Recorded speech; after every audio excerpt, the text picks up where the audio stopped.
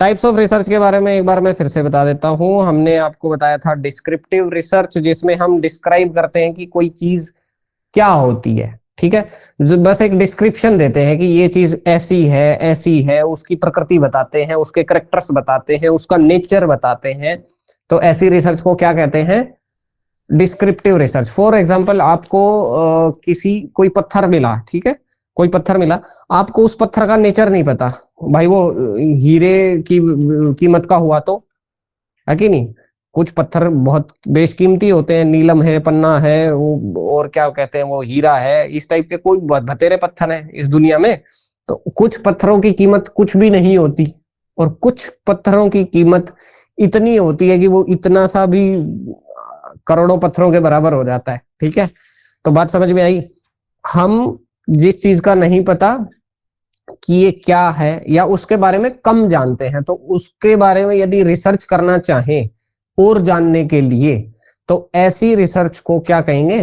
Descriptive research, जिसमें हमें पता चले कि वो चीज क्या है या क्या थी, पास्ट में अगर उसका देखना चाहेंगे वो चीज क्या थी, है ना। तो ऐसी रिसर्च को क्या कहते हैं? डिस्क्रिप्टिव रिसर्च कहते हैं, ठीक है भाई। चलिए, डिस्क्रिप्टिव रिसर्च के बाद हमने एक रिसर्च पढ़ी थी, एक्स पोस्ट फैक्टो रिसर्च या हिस्टोरिकल रिसर्च कह सकते हैं। हिस्टोरिकल रिसर्च आप समझ गए, हिस्ट्री के किसी इवेंट के बारे में अगर कोई रिसर्च हम करते हैं तो वो हमारी हो जाएगी हिस्टोरिकल रिसर्च। फिर एनालिटिकल रिसर्च की हमने बात की थी। तो एनालिटिकल में क्या होता है? हम इसमें फैक्ट्स या इंफॉर्मेशन जो ऑलरेडी अवेलेबल होता है उसको हम क्रिटिकली इवेलुएट करते हैं। एनालिटिक का मतलब ही है एनालिसिस, एनालिसिस करना। एनालिसिस कैसे करते हैं? किसी चीज को, कोई बड़ा टर्म है, उसको हम छोटे छोटे भागों में तोड़ते हैं और फिर एक एक भाग को हम स्टडी करते हैं, ठीक है। तो वो होता है एनालिसिस। जैसे अपना आपने वो देखा होगा ना, टीवी पे आता है डीएनए, आता है डिटेल्ड न्यूज एनालिसिस, डीएनए भाई सुधीर चौधरी, ठीक है। तो व्हाट ही डज, वो करता क्या है? कोई एक छोटा सा इवेंट होता है, कोई एक कहानी होती है या कोई इंसिडेंट, कोई न्यूज होती है, और वो उस न्यूज की इन डेप्थ रिसर्च करता है, उसके भीतर तक जाता है कि भैया ये हुआ क्यों, ये इंसिडेंट क्यों हुआ, कैसे हुआ, क्या इसका सॉल्यूशन है, क्या रोल प्ले हुए हैं इसके बीच में, है ना, सारी बातें वो इसमें करता है। तो ऐसी डिटेल्ड एनालिसिस करने को, जो क्रिटिकली जब हम किसी चीज को इवेलुएट करते हैं, उसकी अच्छाई बुराई दोनों पक्षों को देखते हैं, तो उसको, ऐसी रिसर्च को क्या कहते हैं? एनालिटिकल रिसर्च कहते हैं। अब एक ही रिसर्च, मैंने कल भी बताया था, एक रिसर्च कई टाइप की हो सकती है। वो एनालिटिक भी हो सकती है, एनालिटिकल होने के साथ साथ वो हिस्टोरिकल भी हो सकती है, राइट। तो बात समझ में आई? वो डिस्क्रिप्टिव भी हो सकती है, तीनों हो सकती है एक साथ। चलिए, अगली है एक्सप्लानेटरी रिसर्च। एक्सप्लानेटरी रिसर्च होती है भाई जिसमें हम हाउ और व्हाई पढ़ते हैं। हाउ माने कि ये चीज कैसे हुई, क्यों हुई, कारण पढ़ते हैं, है ना। जैसे मैंने कल एग्जांपल दिया था कि वहां जो सीरिया में, लेबनान में, टर्की में जो भूकंप आया है, तो उस भूकंप के क्या कारण रहे, क्यों आया, कैसे आया, क्या प्रोसीजर रहा उसका आने का, वेव की लेंथ कितनी थी, सिस्मिक रेडिएशंस के बारे में उसमें पढ़ते हैं, रिक्टर स्केल के बारे में पढ़ते हैं, कितने रिक्टर स्केल पे आया वो भूकंप, और ये सारी चीजें। तो ऐसी रिसर्च को क्या बोलते हैं? एक्सप्लानेटरी रिसर्च, जो किसी चीज के कोज को एक्सप्लेन करे, ठीक है। क्लियर, समझ में आया? ओके, चलो मैं बीच बीच में देखता रहता हूँ। ओके, तो चलिए, बता ही दिया मैंने, जो लोग क्लासरूम में हैं उनको एडमिट करने की आवश्यकता नहीं है, तो क्लासरूम को सब ज्वाइन कर लेंगे वहां से, लिंक से, जो ग्रुप में आपको भेजा गया है। तो चलिए, आगे हम बात कर रहे थे, एक्सप्लेनेटरी समझ में आ गया। एक्सप्लोरेटरी, अब एक्सप्लोरेटरी रिसर्च वो होती है जिसमें हम, लिख लीजिएगा जैसे जैसे जो जो चीजें मैं बता रहा हूँ ना, अपने शब्दों में लिख लो उसको। एक्सप्लेनेटरी हो गया। एक्सप्लोरेटरी रिसर्च वो होती है जिसमें हम एक्सप्लोर करते हैं। एक्सप्लोर किसको करते हैं भैया? जिस चीज के बारे में कम पता होता है उसी को तो एक्सप्लोर करेंगे, जिसके बारे में ऑलरेडी पता है उसको क्या एक्सप्लोर करना, है ना। अब मान लो मैं मसूरी में मैं बहुत घूम लिया और मैंने उसकी हर एक गलियां और घर मकान सारी चीजें और सब कुछ देख लिया, तो अब मैं वहां पे एक्सप्लोर क्या करूंगा, है ना। ठीक। लेकिन कोई नया आदमी जाए, मैं अब क्या कहूंगा कि मैं तो नया डेस्टिनेशन जो है एक्सप्लोर करने जा रहा हूँ, मतलब कोई नई जगह देखने जा रहा हूँ, एक्सप्लोर माने ढूंढने जा रहा हूँ, पता करने जा रहा हूँ कि यहाँ पे होता क्या है, क्या चीजें हैं, ठीक है। तो एक्सप्लोरेटरी रिसर्च कौन सी होती है? जिनमें हमें उस विषय के बारे में, उस नॉलेज के बारे में कम पता होता है, तो ज्यादा जानने के लिए जो रिसर्च की जाती है उसको क्या कहते हैं? एक्सप्लोरेटरी रिसर्च, ठीक है। जैसे हमें एटम के बारे में पता है, एटम के भी छोटे पार्ट आ गए अब तो उनके बारे में भी पता चल गया हमें, उसको और एक्सप्लोर किया हमने तो क्या पता चला? क्वार्टाइल्स होते हैं इसमें, है ना, क्वैक्स होते हैं, क्या बोलते हैं उनको, क्वैक्स बोलते हैं शायद, ठीक है। तो एटम के भी छोटे पार्ट वहां पे हमें पता लग गए। तो कहने का मतलब है हमने उस चीज को और ज्यादा एक्सप्लोर किया, हमें कम पता था एटम के बारे में, बस न्यूट्रॉन, इलेक्ट्रॉन, प्रोटॉन और ये सब चीजें पता थी, इनके अलावा नहीं पता था कि और भी कोई चीज हो सकती है क्या, ठीक है। तो वो हमने और एक्सप्लोर किया, उसको एक्सप्लोर किया तो और चीजें आ गई, ठीक है। तो जैसे सोलर पावर है, सोलर पावर में हमने एक्सप्लोर किया, हम सोलर पावर तो इतनी सारी है यार, पूरे पूरा विश्व चला दे, ये सूर्य देवता, ये तो इतना प्रकाश है सूर्य का कि पूरी पृथ्वी को जो है जगमग कर देता है। तो क्या हमारे घरों को जगमग नहीं कर सकता? क्या इसकी लाइट को हम रात में यूज नहीं कर सकते? क्या सोलर पावर जो कि अल्टीमेट सोर्स है हमारे पास में, तो फिर हम क्यों ये हाइड्रो इतने बड़े बड़े पावर प्लांट लगा रहे हैं, हाइड्रो पावर प्लांट लगा रहे हैं, कहीं पे थर्मल पावर प्लांट लगा रहे हैं, इतना पोल्यूशन कर रहे हैं, थर्मल पावर प्लांट से कोयला जला रहे हैं, बताओ, है ना। तो क्या हम इन सबको हटा नहीं सकते जब हमारे पास अल्टीमेट सोर्स है तो? लेकिन सोलर एनर्जी को टैप करने के लिए, उसको यूज करने के लिए हमारे पास इंस्ट्रूमेंट्स, वो रिसोर्सेज, वो प्लेट्स, वो जो सिलिकॉन की होती है ना, तो हमारे पास में उनकी कमी है। या हम और भी चीजों को एक्सप्लोर कर सकते हैं, जरूरी थोड़ी है सिर्फ वही प्लेट्स यूज होती है, हो सकता है कोई और टेक्नोलॉजी हमारे सामने आ जाए। तो इस चीज को अगर हमने फर्दर एक्सप्लोर करना है तो वो कौन सी रिसर्च हो जाएगी? एक्सप्लोरेटरी रिसर्च, ठीक है, समझ आया? ओके। उसके बाद है एक्सपेरिमेंटल रिसर्च। एक्सपेरिमेंटल मैंने बताया था आपको भैया, लैब में होती है, कंट्रोल्ड वेरिएबल्स इसमें होते हैं। लैब में तो कंट्रोल हो सकता है ना आराम से, आपको पता है भाई पिपट में कितना केमिकल डालना है, ठीक है, आप कंट्रोल कर सकते हो, 5 ml लेना है कि 4 ml लेना है कि 2 ml लेना है, जितना चाहोगे उतना ले लो, जितना चाहो वैसा कंट्रोल कर लो, ठीक है। लेकिन नेचुरल साइंसेज में चीजें कंट्रोल हो जाती है, बट सोशल साइंसेज में कंट्रोल नहीं हो पाती है। आप समाज को कंट्रोल नहीं कर सकते, समझ रहे हैं आप? कि आप बाहर समाज में कोई स्टडी करने जाते हैं तो समाज थोड़ी कंट्रोल में आएगा, वो तो अपने हिसाब से जो जैसे चल रहा है चल रहा है। You can not manipulate anything. लेकिन लैब में एक्सपेरिमेंट के टाइम पे आप सब कुछ मैनिपुलेट कर सकते हैं, आपके पास कंट्रोल हो तो। चलिए, तो एक्सपेरिमेंटल रिसर्च होगी, समझ में। उसके बाद एक बेसिक रिसर्च, प्योर रिसर्च या फंडामेंटल रिसर्च होती है, मैंने आपको बताया था। तो फंडामेंटल रिसर्च या बेसिक रिसर्च क्या होती है? जो हमारी ऑलरेडी कोई नॉलेज है उसी को एक्सटेंड करती है, ठीक है। ऑलरेडी हम किसी चीज के बारे में जानते हैं और उसमें हम इंटेलेक्चुअली मतलब थोड़ा सा और जानना चाह रहे थे कि हमारे पास में चार बातें ही पता है, इसके बारे में पांचवी बात थोड़ा और एड ऑन हो जाए, तो ऐसी रिसर्च को क्या बोलते हैं? बेसिक रिसर्च बोलते हैं, या प्योर रिसर्च भी इसको कहा जाता है, ठीक है। Okay, next is applied research. Applied research कौन सी होती है? अप्लाइड रिसर्च वो होती है जब जिसको हम किसी एप्लीकेशन करें, उसका कोई यूज करें, है ना।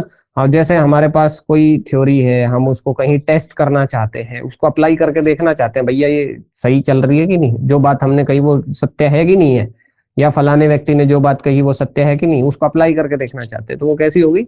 अप्लाइड रिसर्च होगी। ज्यादातर ये कहाँ यूज होती है? जहां पर हमें कोई प्रॉब्लम हो तो उस सिचुएशन को ठीक करने के लिए। जैसे मैंने कल भी एग्जांपल दिया था कि वहां जो भूकंप आया है, उस भूकंप को कंट्रोल करने के लिए एनडीआरएफ की हमने टीम भेजी, और उस टीम को हम अलग अलग तरीके से ट्रेन कर रहे हैं, एक को अलग तरीके से, दूसरी को अलग तरीके से।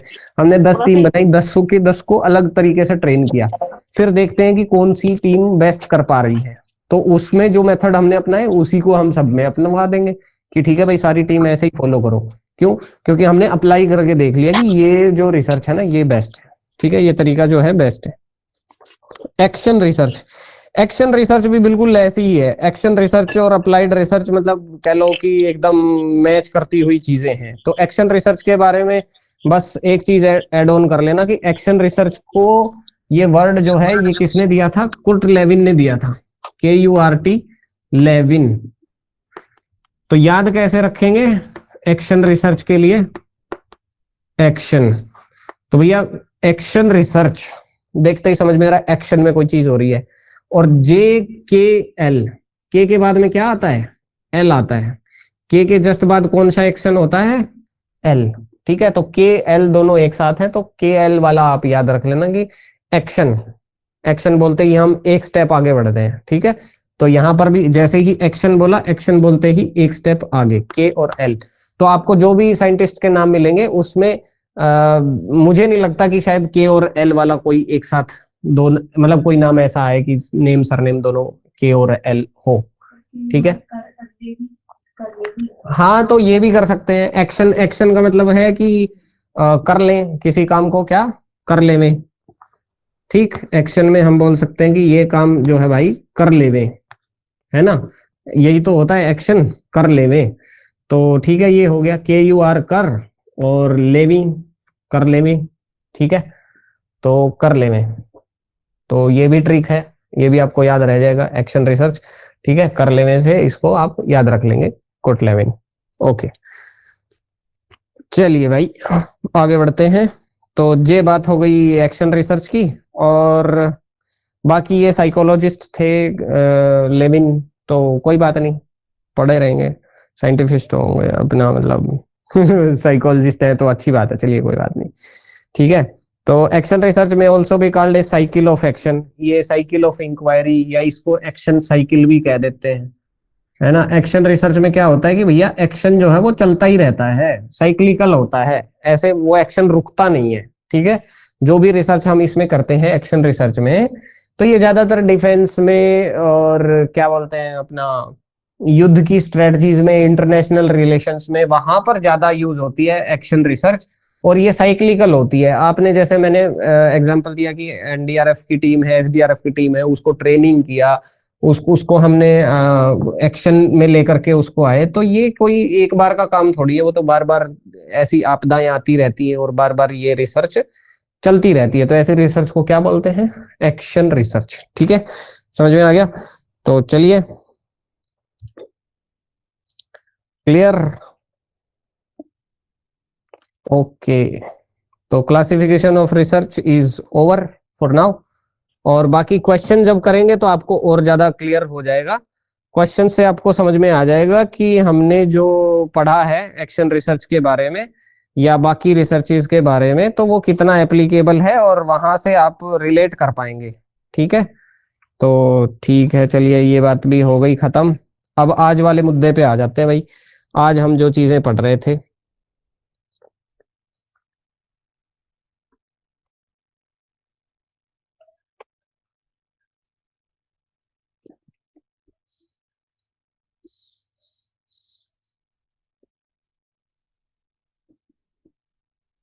तो जो आज हमने पढ़ना है उसमें सबसे पहले है मेटाफिजिक्स। मेटाफिजिक्स, ये वर्ड बहुत ज्यादा यूज हो रहा है आजकल। ठीक है, आजकल हर एक रिसर्च में कोशिश की जा रही है कि मेटाफिजिक्स, ज्यादातर जो अपने योग की जो रिसर्च होती है ना, कॉन्शियसनेस को, मेटाफिजिक्स को, ऐसे वर्ड्स को बार बार यूज किया जाता है। कॉन्शियसनेस कुछ नहीं, आत्मा को कॉन्शियसनेस कह देते हैं। ठीक है, माइंड, कॉन्शियसनेस, आत्मा, मेटाफिजिक्स, है ना, ऐसे ऐसे बड़े बड़े वर्ड्स मतलब लेकर के आ जाते हैं मेटाफिजिक्स जैसा। तो आदमी देखते ही सोचता है यार ये फिजिक्स तो सुना था, मेटाफिजिक्स क्या होता है। ठीक है, तो कुछ नहीं है, बस ये पराविद्या, पराविज्ञान, ये सारी बातें होती रहती हैं। तो मेटाफिजिक्स क्या है, मेटाफिजिक्स है एक फिलोसफी का पार्ट है भाई, it is a branch of philosophy. ठीक है, it is a branch of philosophy, philosophy की एक ब्रांच है। फिलोसफी बहुत बड़ी होती है, हमारी जो फिलोसफी है ना, इंडियन फिलोसफी भी, वेस्टर्न फिलोसफी, वो बहुत बड़ी होती है। फिलोसफी में सब कुछ समा जाता है, तो उसका एक छोटा सा पार्ट है क्या, फिलोसफी का छोटा सा पार्ट है मेटाफिजिक्स। अब मेटाफिजिक्स वो ब्रांच है फिलोसफी की जिसमें हम बीइंग के बारे में पढ़ते हैं, कि कुछ टर्म्स हैं जिनके बारे में हम पढ़ते हैं, जिनमें मुख्य रूप से क्या है, बीइंग, बीइंग क्या होता है? बीइंग माने किसी चीज का होना, ठीक? जैसे हम हैं ह्यूमन बीइंग, हम आदमी हैं, ठीक है? ऐसे ही लिविंग बीइंग्स, ठीक है? तो कुछ जीवित चीजें, ठीक है, उनको लिविंग बीइंग्स कह देते हैं। तो नॉन लिविंग, है ना? तो ऐसे कुल मिला के बीइंग का मतलब है एग्जिस्टेंस। बीइंग का क्या मतलब है? एग्जिस्टेंस। एग्जिस्टेंस माने कोई भी चीज इस दुनिया में एग्जिस्ट कर रही है तो वो क्यों कर रही है, कैसे कर रही है, कहां से आई, हम जीव आत्माएं हैं, हम शरीर हैं, हम क्या हैं, ठीक है? तो ये इन सब बातों की स्टडी को क्या कहते हैं? मेटाफिजिक्स कहते हैं। बीइंग, नोइंग, आइडेंटिटी, ये सब इसमें आ जाता है। नोइंग, नोइंग का मतलब है जानना। भैया हम कैसे जानते हैं, ज्ञान कैसे होता है, आत्मा को ज्ञान कैसे होता है, ठीक है? ऐसे ही है आइडेंटिटी। आइडेंटिटी भी तो वही हो गया, मैं कौन हूं, मैं आत्मा हूं, मैं शरीर हूं, मैं क्या हूं, मैं दिमाग हूं, मैं माइंड हूं, मन हूं, मैं हूं कौन, हु एम आई। तो ये सारी चीजें किस में पढ़ी जाती हैं? मेटाफिजिक्स में। बीइंग के बारे में, आइडेंटिटी के बारे में, नोइंग, नोइंग माने हम ज्ञान कैसे लेते हैं, कैसे सीखते हैं, कैसे जानते हैं, ये हो गया। और इनके अलावा टाइम के बारे में, स्पेस के बारे में। टाइम का मतलब है कि भैया समय क्या होता है, क्या ये जो घड़ी हमने बनाई है, 1 घंटा, 2 घंटा, सेकेंड्स, है ना, ये सारी चीजें हमने बनाई, तो क्या यही समय है? भाई समय भी तो हमने ही बनाया। एक तरीके से आप मान करके चलिए कि ये जो घड़ी है, इसमें जो घंटे हैं, मिनट है, सेकंड्स है, ये सब किसने बनाया? हमने ही तो बनाया। ये हमारे ज्ञान की तो, मतलब कह लो कि हमारे ज्ञान में आया और ये उसी की उपज है। भगवान ने क्या बनाया वो एक अलग विषय है ना? उसको समय कहते हैं कि नहीं कहते, या समय कैसे आया, कहाँ से पैदा हुआ, क्या हमारा कुछ आत्मा है हम, तो आत्मा का कोई समय होता है क्या? आत्मा कभी पैदा होती है क्या? आत्मा कभी मरती है क्या? है ना? तो ये सारी बातें, स्पेस, टाइम के अलावा स्पेस। स्पेस का मतलब है कि भैया आकाश भी कह सकते हैं, जगह भी कह सकते हैं, कैसे होती है, आत्मा कितना स्पेस लेती है, और बाकी चीजें, है ना? तो कुल मिला के इन सारी चीजों की जो स्टडी हम करते हैं, बड़ी बड़ी बातें, बड़ा बड़ा ज्ञान, वो सारा क्या होता है? मेटा फिजिक्स, ठीक है? तो चलिए, समझ में आया सबको? कैसे उलझ जा रहा है ये नीचे।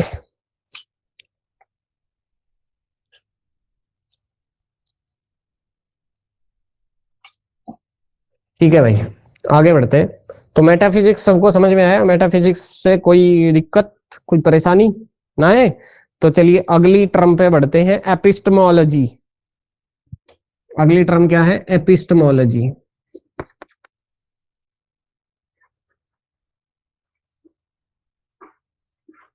तो देखिए, ये शब्द बना है भाई दो चीजों से। एक हो गया आपका लॉजी, लॉजी को, लॉजी का जो रूट वर्ड है वो क्या है? लोगोस। और इसका जो रूट वर्ड है वो क्या है? एपिस्टेम। एपिस्टेम, ठीक। एपिस्टेम को कहते हैं नॉलेज। क्या कहते हैं भाई? ज्ञान कहते हैं। एपिस्टेम को क्या कहते हैं? नॉलेज या ज्ञान। और लोगोस, लोगोस का मतलब होता है टू स्टडी, ठीक। तो एपिस्टेमोलॉजी क्या हो गया? Study of knowledge. Study of knowledge यानी कि ज्ञान का अध्ययन। भैया ज्ञान कहां से आया, इसका ओरिजिन क्या है, ज्ञान कहां से आया, कैसे फैलता है, कैसे एक्वायर करते हैं, हाउ टू एक्वायर इट, ठीक है? हाउ टू एक्वायर नॉलेज, कैसे ज्ञान को हम लोग ग्रहण करते हैं, क्या प्रक्रिया है। ज्ञान हमारे भीतर सीधा आ जाता है कि इंद्रियों के माध्यम से आता है? और क्या ज्ञान सिर्फ और सिर्फ इंद्रियों के माध्यम से आता है? क्या वैसे ज्ञान नहीं आता? बिना इंद्रियों के तो कुछ ज्ञान होते हैं जो आ जाते हैं, है ना? तो वो सारी बातें यहाँ पर होती है कि नॉलेज क्या है, उसका ओरिजिन क्या है, ये फैलती कैसे, इसका नेचर क्या है, स्कोप क्या है ना? इसका नेचर क्या है, कैसी होती है नॉलेज, देखी जा सकती है क्या, देखने में कैसी होती है ना? इसका स्कोप क्या है? स्कोप का मतलब है कि भैया ये कहाँ कहाँ एप्लीकेबल है। क्या हर हर चीज को हम ज्ञान से ही जान सकते हैं क्या? बिना ज्ञान के कुछ जान नहीं सकते, है ना? तो ये सारी बातें, ज्ञान के बारे में जो कुछ भी ज्ञान होता है, उस ज्ञान को कहते हैं एपिस्टेमोलॉजी। ठीक है, study of knowledge, its origin, its scope, its methodology, how to acquire knowledge, और ये सारी बातें हम किस में पढ़ते हैं, एपिस्टेमोलॉजी में। ठीक, तो देखो कैसा शब्द है, बड़ा खतरनाक शब्द है। और एपिस्टेम का मतलब क्या होता है भैया, नॉलेज। एपिस्टेम का मतलब क्या होता है, नॉलेज। लोगोस का मतलब होता है स्टडी, तो जिसके पीछे भी लॉजी लग जाए समझ लो कि उसकी स्टडी की बात हो रही है। तो मेटाफिजिक्स मैंने आपको बता दिया।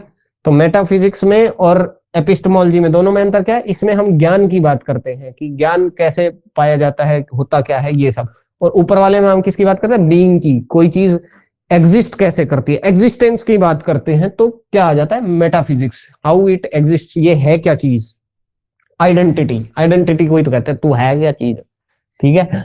तो भैया मैं हूं आत्मा, और ये टाइम और स्पेस, ये इन सब चीजों की बात करते हैं हम किसमें, मेटाफिजिक्स में। ठीक है, तो सबको क्लियर हुआ, आगे बढ़े, क्योंकि ये बहुत बड़े बड़े वर्ड हैं भाई, ध्यान दे लेना, ये कोई छोटी बात ना है। और ये चीज जब भी आप रिसर्च करोगे, जब भी आप जीवन में कभी मतलब ये ऐसा कुछ करेंगे, रिसर्च करेंगे योग में, कॉन्शियसनेस में, साइकोलॉजी में, सोशियोलॉजी में, कहीं पर भी जब आप रिसर्च के फील्ड में जाएंगे तो आपको इन शब्दों का प्रयोग करना ही पड़ेगा।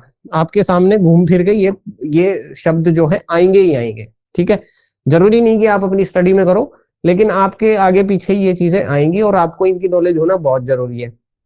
क्योंकि मैंने बड़े बड़े लोगों को देखा है, उनको इन सब चीजों का नहीं पता, एपिस्टेमोलॉजी बोल दो दिमाग का दही हो जाएगा, और जबकि ये बहुत सारी किताबों में मेंशन्ड है।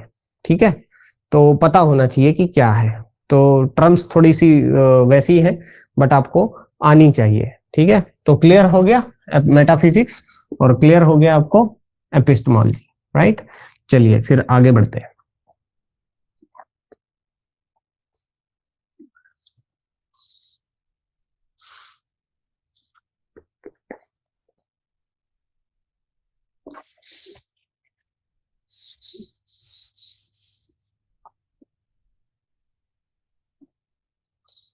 अगला है जी रैशनलिज्म। ये भी बहुत बड़ी चीज है भाई, रैशनलिज्म भी सुनते ही होश उड़ जाते हैं लोगों के। रैशनलिज्म है क्या चीज, तो कुछ भी नहीं है भाई। रैशनलिज्म शब्द बना है, इज्म तो बाद में लग गया। इज्म का मतलब होता है कोई भी ट्रेंड। ठीक है, इज्म का मतलब क्या होता है, कोई भी ट्रेंड, फिलोसफी का ट्रेंड हो, किसी सिस्टम का ट्रेंड हो, किसी नॉलेज का ट्रेंड हो, कुछ भी हो। ठीक है, कोई भी प्रथा चल रही हो, ट्रेंड को प्रथा भी कह सकते हैं। ठीक है, कोई भी प्रथा चल रही हो तो वो हो गई इज्म। और रैशनल का मतलब होता है, ये सेकंड चीज क्या है अपना, रैशनल। रैशनल में क्या होता है भाई साहब, होता है लॉजिक या रीजन, लॉजिक एंड रीजन। माने किसी आदमी को रैशनल कब कहते हैं हम, रैशनल वो तब होता है जब वो कोई भी काम करने से पहले 4 बार उसका सोचे कि मैं ये क्या करने जा रहा हूं, तो उसके पीछे लॉजिक ढूंढे, कारण ढूंढे, ज्ञान विज्ञान के साथ में किसी कार्य को करे, तो उसको क्या कहते हैं, रैशनल कहते हैं। और ऐसे लोगों को जो रैशनैलिटी को मानते हैं उनको उनको क्या कहते हैं, रैशनलिस्ट कहते हैं। और ऐसे ऐसी ऐसी प्रथा को क्या कहते हैं, रैशनलिज्म कहते हैं। तो आपको पता होना चाहिए रैशनलिज्म के बारे में। ठीक है, और मैंने पहले भी पिछली क्लासेस में भी तो बताया था ये, है ना, रैशनलिज्म के बारे में तो already I have discussed with you guys in the class. ठीक है, तो logic and reason as means of acquiring knowledge, कहने का मतलब ये है कि लॉजिक और रीजन को क्या कहते हैं, ये means of acquiring knowledge. Rationalism क्या बोलता है कि भैया जो ज्ञान है ना, नॉलेज जो है ना, वो कैसे मिलती है, कारण से मिलती है। ज्ञान विज्ञान जो है कैसे मिलता है भाई, कारण और लॉजिक लगाने से मिलता है। किसी चीज को अगर हम जान लेना चाहते हैं, जानना चाहते हैं कि ये चीज क्या है, उसके बारे में स्टडी करना चाहते हैं, तो हमें उसके पीछे का कारण पता होना चाहिए। वो कहता है कि हर चीज के पीछे ना कुछ लॉजिक होता है, कुछ ना कुछ कारण होता है, उसी से हमको ज्ञान मिलता है। जैसे ये प्रकृति है, तो ये प्रकृति कैसे बनी, ठीक, कैसे बनी, इसके पीछे का लॉजिक मतलब होना चाहिए।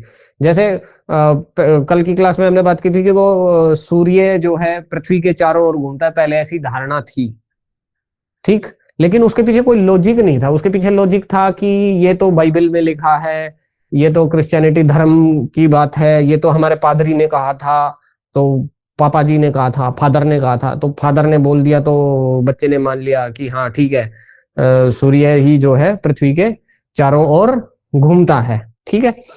लेकिन क्या फादर के कहने से सूर्य पृथ्वी के चारों ओर घूमने लग जाएगा? क्या पोप के कहने से वो चारों तरफ घूमने लग जाएगा? ठीक, तो वो क्या था, वो इलॉजिकल था, वो लॉजिकल नहीं था, रैशनल ठीक नहीं था, वहां पे रीजन नहीं था वहां पे, ठीक है। तो ये कहां से आता है, ये लॉजिक और रैशनल, ये जब आप लेकर के आएंगे, तो जब वो थ्योरी आई कि भैया नहीं नहीं पृथ्वी घूमती है चारों तरफ, ठीक है, ये बातें, साइंटिफिक रिवॉल्यूशन आया, तब जाके हमें पता चला। तो उस समय हमारे पास क्या था, वैलिड रीजन था, लॉजिक था, तो तब हमारे पास क्या हो गया, सही ज्ञान आ गया। राइट नॉलेज हमको कब मिली, जब हमने लॉजिक और रीजन को अप्लाई किया, ठीक है। तो रैशनलिस्ट क्या बोलते हैं कि जो भी ज्ञान आपके पास में आता है वो कहां से आता है, लॉजिक लगाने से आता है, कारण पता करने से आता है, ठीक है। तो ये बात हुई रैशनलिज्म की, सबको समझ में आई। हाँ, इसमें एक बात और कहता है कि mind is superior than senses, mind is superior than senses. तो भाई ठीक है ना, सही बात कह रहा है। ये कह रहा है कि मन जो है या आपकी जो बुद्धि है ना, वो क्या है, सेंसेस से ज्यादा तेज है, ऊपर की बात है, ठीक है। क्योंकि यहाँ माइंड लगाओगे तब तो लॉजिक और रीजन को समझ पाओगे, सेंसेस से कई बार हमें चीजों का सही सही ज्ञान नहीं होता, ठीक। जैसे आपकी आंखें बंद हो, ठीक, आपकी आंखें बंद है, लेकिन आपको कोई चीज टच हुई, तो क्या आप उसको सही सही पता कर पाएंगे?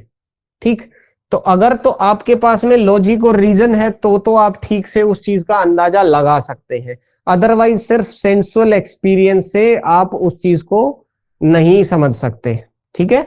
जैसे आपको कुछ टच हुआ, आपको गीला गीला लगा, आपने सोचा पानी है, बट वो पानी ना होकर के हो सकता है कोई और लिक्विड हो, है कि नहीं। तो ये बात है, तो ये बोलता है कि mind is superior than senses. आपकी जो सेंसेस है वो है, लेकिन उनसे ऊपर क्या है, माइंड है। यदि इस माइंड को हम तेज चलाने लग जाएं, इसको हम ट्रेन कर दें, तो सेंसेस से तेज चलता है ये बात सत्य है।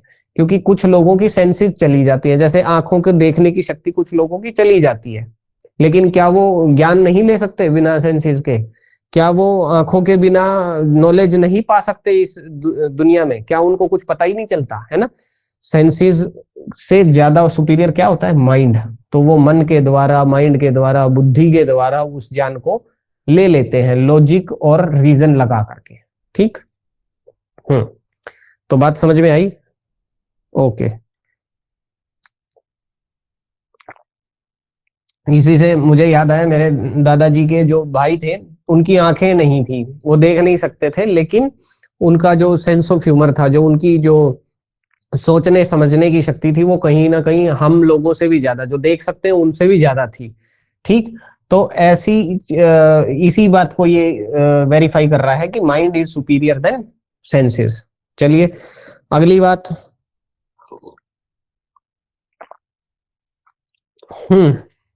अगला ये कह रहा है कि जो लॉजिक एंड रीजन है ना, logic and reason they become first before experience. कहने का मतलब ये है कि ये कहना ये चाह रहा है कि हर चीज को अनुभव करने की आवश्यकता नहीं है। कुछ चीजें सेंसेस, अनुभव कौन कराएगा, सेंसेस कराएंगी, तो अनुभव करने की आवश्यकता नहीं है। आपका दिमाग से लॉजिक और रीजन लगा करके कुछ चीजों को आप बिना अनुभव के भी जान सकते हैं, अनुभव से पहले भी जान सकते हैं, ठीक है। जैसे फॉर एग्जाम्पल,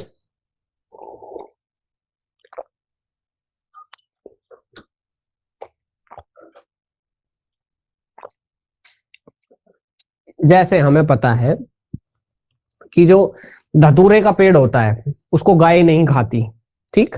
तो ये हमने देखा कि गाय उस धतूरे के पेड़ को नहीं खा रही, इसका मतलब उस पेड़ में कुछ ना कुछ विषैला तत्व है, कुछ ना कुछ तो गड़बड़ है जो उसको वो नहीं खा रही है, ये लॉजिक हमने लगाया। अदरवाइज तो गाय हरी चीजें खाती है, सब्जियां खाती है, पेड़ खाती है, पत्ते खाती है, तो फिर उस पेड़ को भी खा लेती, लेकिन उसको नहीं खाया, इसका मतलब उसमें कुछ ना कुछ गड़बड़ है भैया, उसमें कुछ ना कुछ विषाक्त तत्व है, कुछ तो उसमें दिक्कत है, तो ये पता चल गया हमें। अब उसको खा के देखने की जरूरत थोड़ी है, अदरवाइज जिसने ये धतूरे के 10-12 बीज खा लिए ना, वो परधाम स्वर्ग लोक सिधार जाएगा। ठीक है, तो हर चीज को टेस्ट करने की, साइनाइड है, बता दिया भैया ये साइनाइड जो है जहर होता है, इसको हमने एक्सपेरिमेंट करके देख लिया, एक छोटे से कीड़े पे डाला था, वो कीड़े ने खाया, वो कीड़ा मर गया।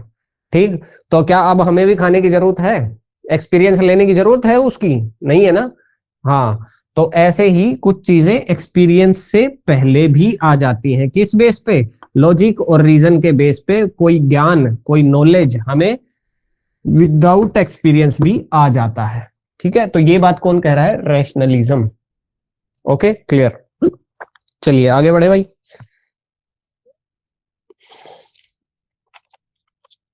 चलिए जी आगे बढ़ते हैं।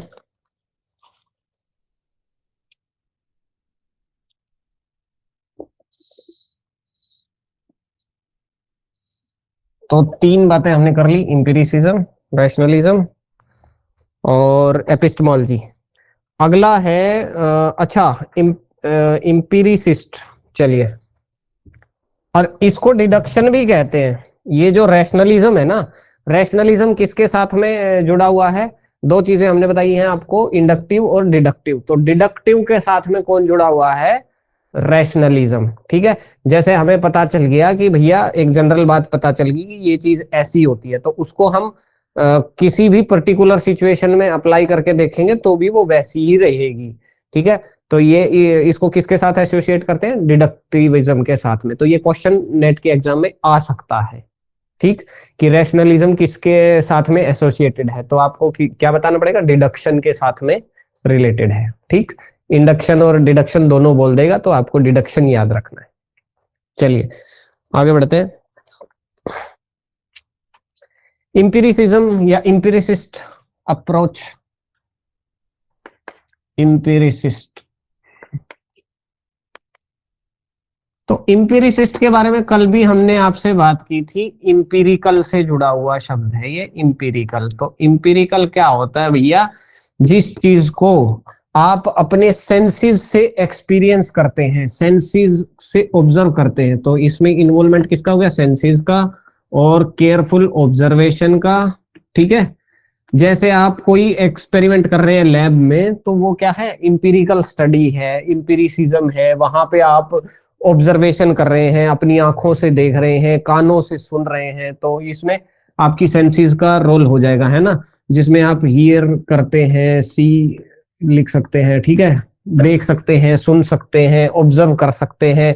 ऐसी स्टडी कौन सी होती है? इंपीरिकल स्टडी होती है। और इंपीरिसिस्ट अप्रोच हो गई ये नॉलेज को एक्वायर करने की। ठीक है, तो ये क्या बोलता है कि जो हमारी सेंसेस है, ये स्टार्टिंग पॉइंट है of all acquiring all the knowledge. माने आपको जो भी ज्ञान होता है वो किसके द्वारा होता है? सेंसेस से होता है। ऐसे इंपीरिसिस्ट लोग क्या कहते हैं कि भैया बिना सेंसेस के कोई ज्ञान ना होता। ठीक, कोई चीज ठंडी है, गर्म है, तुम्हारी स्किन सेंस के बिना कैसे बता दोगे, है ना। आंखों से अगर ना देखो तो कैसे पता चलेगा कि उसकी शेप कैसी है, आकार कैसा है ना, प्रकार कैसा है, डेप्थ कितनी है, गहराई कितनी है, ऊंचाई कितनी है, चौड़ाई कितनी है, कैसे बताओगे, है ना। तो उसके लिए क्या आवश्यकता है? सेंसेस की आवश्यकता है। ये लोग बोल रहे हैं कि बिना सेंसेस के भैया आप कुछ नहीं जान सकते। तो जो बागेश्वर धाम के जो फॉलोअर हैं, ठीक, तो वो ये इंपीरिसिस्ट वाले ना है। ठीक, क्योंकि वो जो विद्या है, वो जो बाबा जी कहते हैं कि ये जो विद्या, हम कोई मैजिशियन ना है, हम कोई साइकोलॉजिस्ट ना है। ठीक, तो हम वो कह सीधा सीधा कह रहे हैं हम इंपीरिसिस्ट ना है। ठीक, ये जो विद्या है ये तुम्हारी समझ में ना आएगी, क्योंकि ये सेंसेस के पार की विद्या है, ये तो पर्या विद्या है। ठीक है, तो वो आपकी जो भीतर की चीज को जान लेना, तब पेट में गैस बाधा बन रही, ये हो रहा, वो हो रहा, ठीक हो जाएगा, आशीर्वाद है। तो चलिए, तो ये दो बातें होती हैं, वो सारी की सारी क्या है भैया? इनके परे हैं, वो इससे आउट है। तो ये आपको समझ में आ गया इंपीरिकल कौन सी होती है? जो ऑब्जर्वेशन से रिलेटेड है। ठीक है, ओके। और इसको इसको हम क्या बोलते हैं कि ये जो सेंसेस हैं हमारी, ये क्या है? रॉ मटेरियल बनती है। तो बिना रॉ मटेरियल माने जिसके बिना आप कुछ बना नहीं सकते, पका नहीं सकते, जैसे खाने के लिए रॉ मटेरियल चाहिए, तो ऐसे ही ये रॉ मटेरियल हमारी सेंसेस है, इनके बिना कोई नॉलेज नहीं ली जा सकती दुनिया में। और इसको हम किससे रिलेट करते हैं? इंडक्शन से। जैसे वो डिडक्शन से करते हैं रैशनलिज्म को, ऐसे ही इंडक्शन से रिलेट करते हैं किसको? इंपीरिसिज्म को। यानी कि हम एक्सपेरिमेंट करते हैं, 10 चीजों पे एक्सपेरिमेंट करते हैं, एक जैसे करते हैं, अलग अलग करते हैं, उसके बाद में हम क्या करते हैं? कंक्लूजन ले आते हैं। वो कंक्लूजन क्या होता है? जनरलाइजेशन होता है। यानी कि पर्टिकुलर से आप किस साइड बढ़ रहे हो? जनरल की साइड बढ़ रहे हो। तो पर्टिकुलर टू जनरल को ही क्या कहते हैं?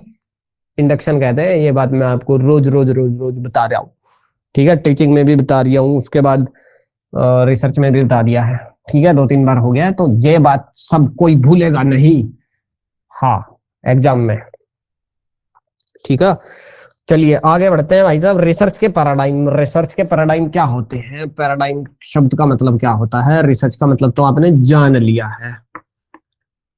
तो चलिए रिसर्च के पैराडाइम्स के बारे में बात कर लेते हैं। रिसर्च के ना मुख्य रूप से 2 पैराडाइम होते हैं, ठीक? एक होता है आपका इंटरप्रिटेटिव। क्या होता है भाई? इंटरप्रिटेटिव। और दूसरा होता है पॉजिटिविस्ट, ठीक है? दूसरा कौन सा होता है? Positivist paradigm. पॉजिटिविस्ट। तो ये पॉजिटिविस्ट क्या है, इंटरप्रेटेटिव क्या है, इसके बारे में हम जानेंगे। तो जो पॉजिटिविस्ट है ना, इसको आप मान करके चलिए कि किससे एसोसिएटेड है? नेचुरल साइंसेस से रिलेटेड है। सबसे पहली बात है कि पॉजिटिविस्ट में हम जो रिसर्च मेथोडोलॉजी जो होती है, या रिसर्च मेथोडोलॉजी कह लो या रिसर्च स्ट्रेटजीज कह लो, वो एक ही बात है। तो ये कौन सी होती है भैया? क्वांटिटेटिव होती है। कैसी? क्वांटिटेटिव, ठीक है? तो ये बात याद रहेगी। पॉजिटिविस्ट में कैसी रिसर्च स्ट्रेटजीज होती है? क्वांटिटेटिव। तो क्वांटिटेटिव क्या होता है? मैंने कल भी आपको समझाया था, क्वांटिटेटिव रिसर्च, क्वालिटेटिव रिसर्च। तो क्वांटिटेटिव में क्या होता है? बतेरा डेटा होता है, डेटा होता है, नंबर्स होते हैं, ठीक है? स्टैटिस्टिकल एनालिसिस होता है, ठीक? तो ये ज्यादातर किस में यूज होता है भाई? नेचुरल साइंसेज में यूज होता है। नेचुरल साइंसेज में यूज होता है। बताओ होता है कि नहीं होता? नेचुरल साइंस है कि अपनी नेचुरल साइंस पता है कौन सी होती है? फिजिक्स, केमिस्ट्री, मैथ्स, बायो, है ना? ये सारी किस में आती है? नेचुरल साइंस में आती है। प्योर साइंस जिनको हम कहते हैं। तो नेचुरल साइंस में क्या होता है? हम एक्सपेरिमेंट में लैब करते हैं, मतलब लैब में एक्सपेरिमेंट करते हैं ठीक है? तो उसमें क्या होता है कि हमारे पास केमिकल है, या फिर हम मान लो कि बायोलॉजिकल कोई रिसर्च कर रहे हैं लाइफ साइंस में, ठीक है? तो हमारे पास में चूहा है, चूहे पे हमने कोई एक्सपेरिमेंट करके देखना है, उसको हमने कुछ गोली खिलाई, उसका हम डाइजेशन चेक करना चाहते हैं, ह्यूमन के साथ में रिलेट करके देखना चाहते हैं, ठीक है? तो ऐसे में ये क्या हो गया? नेचुरल साइंस का पार्ट हो गया। तो वहां पर हमारे पास डेटा होता है कि नहीं भाई? डेटा होता है ना, कि इतनी अमाउंट दी, जो भी आप उसको देते हैं, टेबलेट देते हैं, उसकी एक फिक्स अमाउंट होती है, एक फिक्स टाइम होता है। और आपके पास सारी चीजें किस में होती हैं? कंट्रोल्ड इन्वायरमेंट में होती है। इन्वायरमेंट कैसा होता है भाई साहब? कंट्रोल्ड। कंट्रोल्ड का मतलब है आप आराम से उसको जो है हर वेरिएबल को कंट्रोल कर सकते हैं, ठीक है? तो साइंस एक्सपेरिमेंट लैब सारी चीजें कर रही लोग हैं, ठीक है? तो ये हो गई बात, नेचुरल साइंस होता है। अब नेचुरल साइंस होता है तो हमारे पास डेटा क्या होगा? ज्यादा होगा। डेटा क्या होगा? ज्यादा होगा। और डेटा ज्यादा होगा तो भैया उसमें क्या होगा? स्टैटिस्टिकल एनालिसिस होगा, स्टैटिस्टिक्स लगेगा, ठीक? लगेगा कि नहीं? हाँ, तो डेटा होगा, स्टैटिस्टिक्स लगेगा, डेटा होगा हमारे पास ज्यादा। और इसमें फिर पॉपुलेशन का या सैंपल का साइज भी क्या होगा? ज्यादा। सैंपल कह लो या पॉपुलेशन कह लो, उसकी जो एप्लीकेशन है वो ज्यादा लोगों पर होगी, ठीक है? ये क्या बोलते हैं, ये चाहे कम भी हो, लेकिन इसकी जो जनरलाइजेबिलिटी है, जनरलाइजेबिलिटी या एप्लीकेबिलिटी वो क्या होगी? ज्यादा होगी। बात समझ में आई कि नहीं? मान लो हमने एक एक्सपेरिमेंट करा एक चूहे पे, फिर एक आदमी पे, 10 आदमियों पे कर लिया। अब बताओ पूरे समाज पे कर सकते हैं कि नहीं? ठीक। कोविड की जो वैक्सीन वैक्सीन बनाई है, कोविशील्ड बनाई, जो भी बनाई, 2-4 आदमियों पे, 10 आदमियों पे एक्सपेरिमेंट करके देख लिया, उसके बाद देखो करोड़ों लोगों ने लगवा लिया डोज, है कि नहीं है? तो उसकी एप्लीकेशन कितनी ज्यादा है, सोचो, देखो। बतेरी उसकी एप्लीकेशन है कि नहीं है। तो ये सारी चीजें किस में आती हैं भाई, पॉजिटिविस्ट अप्रोच में आती हैं, पॉजिटिविस्ट पैराडाइम में आती है। पैराडाइम का मतलब है कि किसी काम को करने का तरीका, ठीक। तो एक पैराडाइम यानी कि एक पक्ष कौन सा हो गया, पॉजिटिविस्ट। दूसरा पक्ष कौन सा होता है, इंटरप्रेटेटिव। अब एक चीज और देखो आप, जो क्वांटिटेटिव की बात हो रही है तो आपका रिसर्च मेथडोलॉजी जो है, रिसर्च मेथडोलॉजी या इसको कह लो कि आपका जो सिस्टम है वो फिक्स्ड है कि नहीं है। क्या होता है भाई, फिक्स्ड होता है। फिक्स्ड का मतलब है कि प्रोसीजर से चलना है, स्टेप बाय स्टेप चलना है, और इस स्टेप के बाद यही स्टेप आना चाहिए, दूसरी कोई चीज नहीं आना चाहिए। तो वो क्या होता है, सारा का सारा फिक्स्ड होता है, या इसको क्या कहते हैं, रिजिड भी कह सकते हैं। क्या होता है भाई, रिजिड होता है। रिजिड का मतलब है कि कति टाइट, कोई इधर उधर की बात ना है। तो ये इनकी मेथडोलॉजी जो होती है वो बिल्कुल फिक्स होती है कि ऐसे ऐसे ही इस कार्य को करना है, ठीक। लेकिन व्यवहार में ये चीजें थोड़ी होती हैं, सोशल साइंसेज में ये थोड़ी होता है। सोशल साइंसेज में आप प्रोसीजर को फिक्स थोड़ी कर सकते हो। जब तो सब लैब में तो ठीक है, सारी चीजें आपके कंट्रोल में है, लेकिन बाहर समाज में निकलोगे, वहां पर सोशल साइंसेज में रिसर्च करना चाहते हो, वहां पे तो नहीं रहने वाली है ये चीजें। फॉर एग्जाम्पल,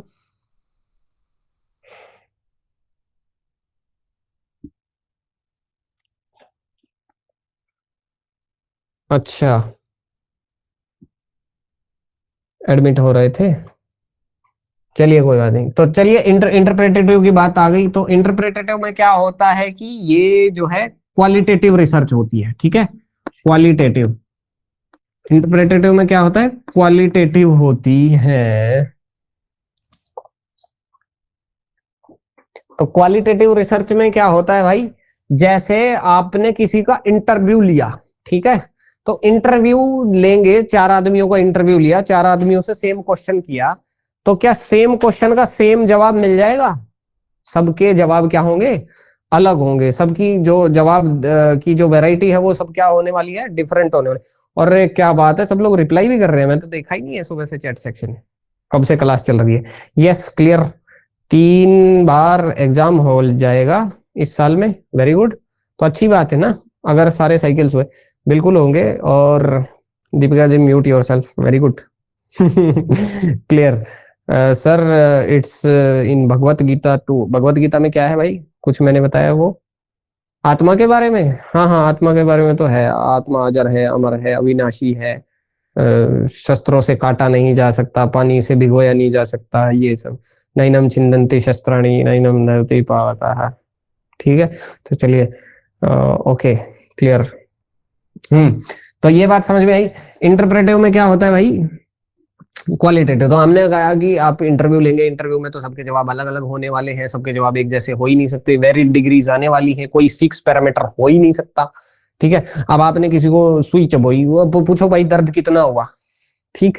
तो दर्द कोई बता थोड़ी देगा कि हाँ इतना दर्द हुआ है, वो तो कहेगा, वो पता है कैसे बताएगा, वापस आपको सुई चुबा देगा, बोला इतना हुआ था। ठीक। हाँ, दर्द ही जानना चाहते हो कितना हुआ था, तो आजा, फिर तुम भी आ जाओ एक बार। एक बार मैं इंजेक्शन लगवाता हूँ, फिर डॉक्टर को उल्टा इंजेक्शन लगा देगा। डॉक्टर ने अगर पूछ लिया ना, भाई साहब इंजेक्शन में दर्द तो नहीं हुआ, बोला नहीं नहीं अभी लेट, तेरे को मैं बताता हूँ। वापस सुई लगा देगा, बोला हाँ। तो ठीक है, बात समझ में आ गई। तो भैया इंटरप्रेटिव में क्या होता है, ये क्वालिटेटिव है था, ठीक है। तो क्वालिटेटिव कहां पर यूज होता है, कल भी हमने आपको बताया था, सोशल साइंसेज में। सोशल साइंसेज में होता है क्वालिटेटिव रिसर्च, जैसे कि एंथ्रोपोलॉजी, जैसे कि आपका सोशियोलॉजी, जैसे कि आपका साइकोलॉजी, ठीक है। तो ये सारे सब्जेक्ट किस में आ जाएंगे, सोशल साइंसेज में आ जाएंगे। और यहाँ पर जो रिसर्च मेथडोलॉजी आप फॉलो कर रहे हैं, साइकोलॉजी भी है, PSY, ठीक है। तो यहाँ पर जो आप रिसर्च मेथडोलॉजी यूज करेंगे या जो प्रोसीजर्स आप यूज करेंगे, वो भैया थोड़े से क्या होंगे, फ्लेक्सिबल, ठीक है। फ्लेक्सिबल क्योंकि हो सकता है पहले आपने कुछ सोच के रखा हो, आपने कुछ पहले से डिफाइन करके रखा हो कि हम ऐसे ऐसे स्टेप बाय स्टेप चलेंगे, लेकिन सिचुएशन ऐसी बन गई कि वो स्टेप आप प्रोसीड ही नहीं कर पाए। फॉर एग्जांपल, अभी करंट सिचुएशन में ही चल पड़ते हैं, मैं बार बार भूकंप पे जा रहा हूँ तो वहां पे फिर चल पड़ते हैं, ठीक है। मान लो अभी वहां पे भूकंप हुआ है, NDRF टीम मतलब वहां की जो भी डिजास्टर रिलीफ टीम लगी हुई है, बतेरी देशों की जो है अलग अलग लोग वहां पर सैनिक पहुंचे हुए हैं सहायता करने के लिए, ठीक है। तो ऐसे में हमने कोई प्लान बनाया, लेकिन वहां पे प्लान बनाने के बाद हमने उसके प्लान के 15 स्टेप बनाए। अब 10 स्टेप के बाद भूकंप फिर से आ गया। लो, अब 11वें स्टेप पे जाएंगे क्या? नहीं जाएंगे ना। हाँ, तो प्लान को करना पड़ेगा वहां पे चेंज। इसलिए सोशल साइंसेज में जो रिसर्च होती है वो क्या होती है भाई, थोड़ी सी फ्लेक्सिबल, रिजिड नहीं हो सकती, अनलाइक नेचुरल साइंस। ये कहाँ पे अप्लाई हो रहा है भाई, पॉजिटिविस्ट नेचुरल साइंस में। और ये इंटरप्रेटिव अपना कहाँ पे हो रहा है, सोशल साइंसेस, ठीक है। ये बात है, तो समझ में आया। आगे बढ़ते हैं, और कोई डिफरेंस आपको अगर दिखाई दे रहा है तो बात कर सकते हैं। मेथड्स लेकिन वैलिड होने चाहिए, ये बात है। मेथड्स क्या होने चाहिए, वैलिड। भाई मेथडोलॉजी फ्लेक्सिबल चल जाएगी, लेकिन मेथड आपकी क्या होनी चाहिए, वैलिड होने चाहिए। नो हवा हवाई तो कुछ भी नहीं चलेगा, ठीक है, हवा हवाई कुछ नहीं होना चाहिए। मेथड जो है आपके वो क्या होने चाहिए, वैलिड होने चाहिए। कम से कम तर्क के आधार पे तो ठीक रखनी है चीजें, गलत मेजरमेंट नहीं करना है ना। जैसे दूध है, दूध को वैसे तो किलो और लीटर दोनों में ही नाप सकते हैं, ठीक है, लेकिन कुछ चीजें ऐसी होती है। अब सब्जी है, सब्जी को तुम 2 रुपए लीटर बताने लगो है, 20 रुपए लीटर ले जाओ, सब्जी ले लोगे, है ना। तो पैरामीटर क्या होने चाहिए, वैलिड। मेथड क्या होना चाहिए, वैलिड, ठीक है। तो ये बात का ध्यान रखना है। और कोई डिफरेंस इन दोनों में से आप देख रहे हो तो कर सकते हैं। फॉर एग्जाम्पल एक डिफरेंस मुझे दिखाई दे रहा है, ये, ठीक है। तो यहाँ पर पॉपुलेशन, जो अप्लाई करने वाली जो पॉपुलेशन है जिस पर हम अप्लाई करके देख सकते हैं, उसका सैंपल, उसका जो साइज है वो क्या होता है भाई, कम होता है, कंपैरेटिवली कम होता है, ठीक। इसके कंपैरिजन में यहां पर कम लोगों का डेटा लेते हैं और वो अप्लाई भी कम ही लोगों पर होता है, ठीक है। जैसे हमने कोई कुछ लोगों पे रिसर्च करी, ठीक है, तो हर आदमी यूनिक है कि नहीं है, हर आदमी की सोच अलग है कि नहीं है, तो हर आदमी के विचार अलग हैं कि नहीं है, उसका चरित्र अलग है कि नहीं है, उसका attitude, behaviour, motivation, ideas, everything, ये सारी सोशल पैरामीटर्स अलग हैं कि नहीं है, ठीक है। तो हम इनको जनरलाइज थोड़ा बहुत तो कर सकते हैं, कुछ पॉपुलेशन पे तो मान सकते हैं, हाँ यार कुछ लोगों की सोच ऐसी होती है, लेकिन क्या सबकी एक जैसी हो जाएगी, उसमें जनरलाइजेबिलिटी नहीं हो सकती। आपने कोविड की एक वैक्सीन बनाई, वो तो सबको ठोकी जा सकती है, वो तो सब पे बराबर असर कर सकती है, लेकिन आपने विचारों की एक मशीन, मतलब वो बनाई, एक विचारधारा की वो बनाई, मतलब मान लीजिए भगवत गीता के कुछ आपने एक क्या कहते हैं, श्लोकों के आधार पर एक आइडियोलॉजी बनाई, ठीक है, कि ऐसा करने से मतलब पाप करने से आपको जो है वो उसका कर्म फल मिलता है। कर्म फल का सिद्धांत आपने पढ़ा कि जैसे हम कर्म करते हैं वैसा ही हमको रिफ्लेक्शन मिलता है, लेकिन हर आदमी इस बात को थोड़ी मान लेगा। कुछ लोग तो ये कहेंगे कि अरे यार बतेरे नेता हैं इस दुनिया में, बतेरे गुंडे लोग भी हैं इस दुनिया में, और बड़े आराम की जिंदगी जी रहे हैं, वो तो पाप भी कर रहे हैं, वो तो ऐसा भी कर रहे हैं, वैसा भी कर रहे हैं, और उनको तो कोई फर्क नहीं पड़ रहा है। कैसी बातें कर रहे हो तुम कि भगवान देता है वो वापस देता है, तो उनको तो कुछ भी नहीं मिल रहा, ठीक। और वो एग्जाम्पल ऐसे लेकर के आएंगे कि जैसे फॉर एग्जाम्पल वो आप किसी को कह दो कि तंबाकू छोड़ दो, गुटखा छोड़ दो, ये छोड़ दो, वो छोड़ दो, बोले मेरे दादा पीते थे, 104 साल जिए हैं और कोई बीमारी नहीं हुई, और पूरी उम्र पीते रहे हुक्का, कुछ भी नहीं हुआ, हुक्का पीने से तो पेट ठीक होता है, ठीक है। तो ऐसी ऐसी बातें करेंगे। तो भाई साहब सोशल साइंसेज में जो एप्लीकेशन है वो बहुत ज्यादा नहीं होती है, लेकिन नेचुरल साइंसेज में होती है। ये बात समझ में आई कि नहीं है? आ गई है तो जल्दी से फोटो ले लो।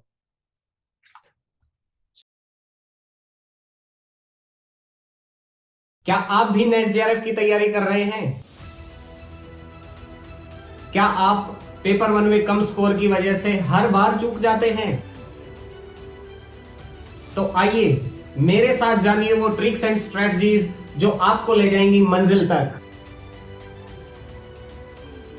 नमस्कार, मैं हूं सूर्य प्रकाश और मैंने लगातार योग, टूरिज्म एडमिनिस्ट्रेशन एंड मैनेजमेंट और सोशियोलॉजी में किया है नेट जेआरएफ, और वो भी तीनों बार फर्स्ट अटेम्प्ट में। और मैं आपको सिखाऊंगा कि कैसे आप मिनिमम टाइम में मैक्सिमम रिजल्ट्स ला सकते हैं। और आप पढ़ेंगे मेरे साथ पेपर 1 की हर एक यूनिट डिटेल्स में, वो भी लाइव। और मुझे ज्वाइन करने के लिए नीचे दिए गए नंबर पर अभी संपर्क करें। तो दोनों का अंतर आपको समझ में आया, रिसर्च के दो पैराडाइम्स आपको समझ में आए। इनमें कोई डाउट है तो कोई पूछ सकता है, ठीक है। चलिए बता दीजिए, डाउट है क्या?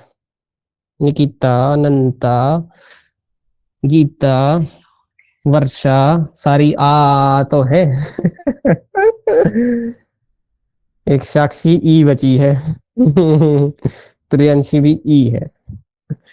चलिए, दो ई और बाकी सारे आ, और वेद ऋषि भी ई में चला गया है भाई। तुम्हारी गिनती भी ई में हो गई है। चलिए ठीक है भाई, क्लियर हो गया, आगे बढ़ते हैं। बाकी लोग कहाँ है भाई, आज कुछ दिखाई ना दे रहे। हाँ है तो सही, दीपिका खंटवाल जी, कंचन जी, मनीषा जी, निकिता जी, प्रियांशी, राजकुमार भाई, रितम जी, साक्षी जी, वर्षा जी, ठीक है। चलिए, तो जो लोग नहीं आए दे विल लूज इट। और भाई साहब, जिसने पैसे दे दिए और उसके बाद भी क्लास ना अटेंड कर रहे, ऐसे लोगों का मैं तो कुछ नहीं कर सकता, वो लोग अपना जाने फिर, ठीक है। तो रिसर्च डिजाइन की बात समझ में आ गई। रिसर्च डिजाइन एक में होता है स्ट्रक्चर्ड, किस में स्ट्रक्चर्ड होता है जल्दी बता दो। रिसर्च डिजाइन स्ट्रक्चर्ड किस में होता है, जल्दी से बताएंगे। हाँ, पॉजिटिविस्ट में, ठीक है। तो अनंता जी गुड, बाकी लोग वेरी गुड, सबको समझ में आ ही गया है। अब एक चीज हैती है वर्स्तेहन, यो शब्द भी भाई साहब जिसने सोशियोलॉजी पढ़ ली उसको तो बार बार बार बार सुनने को मिलता है। VERSTEHEN,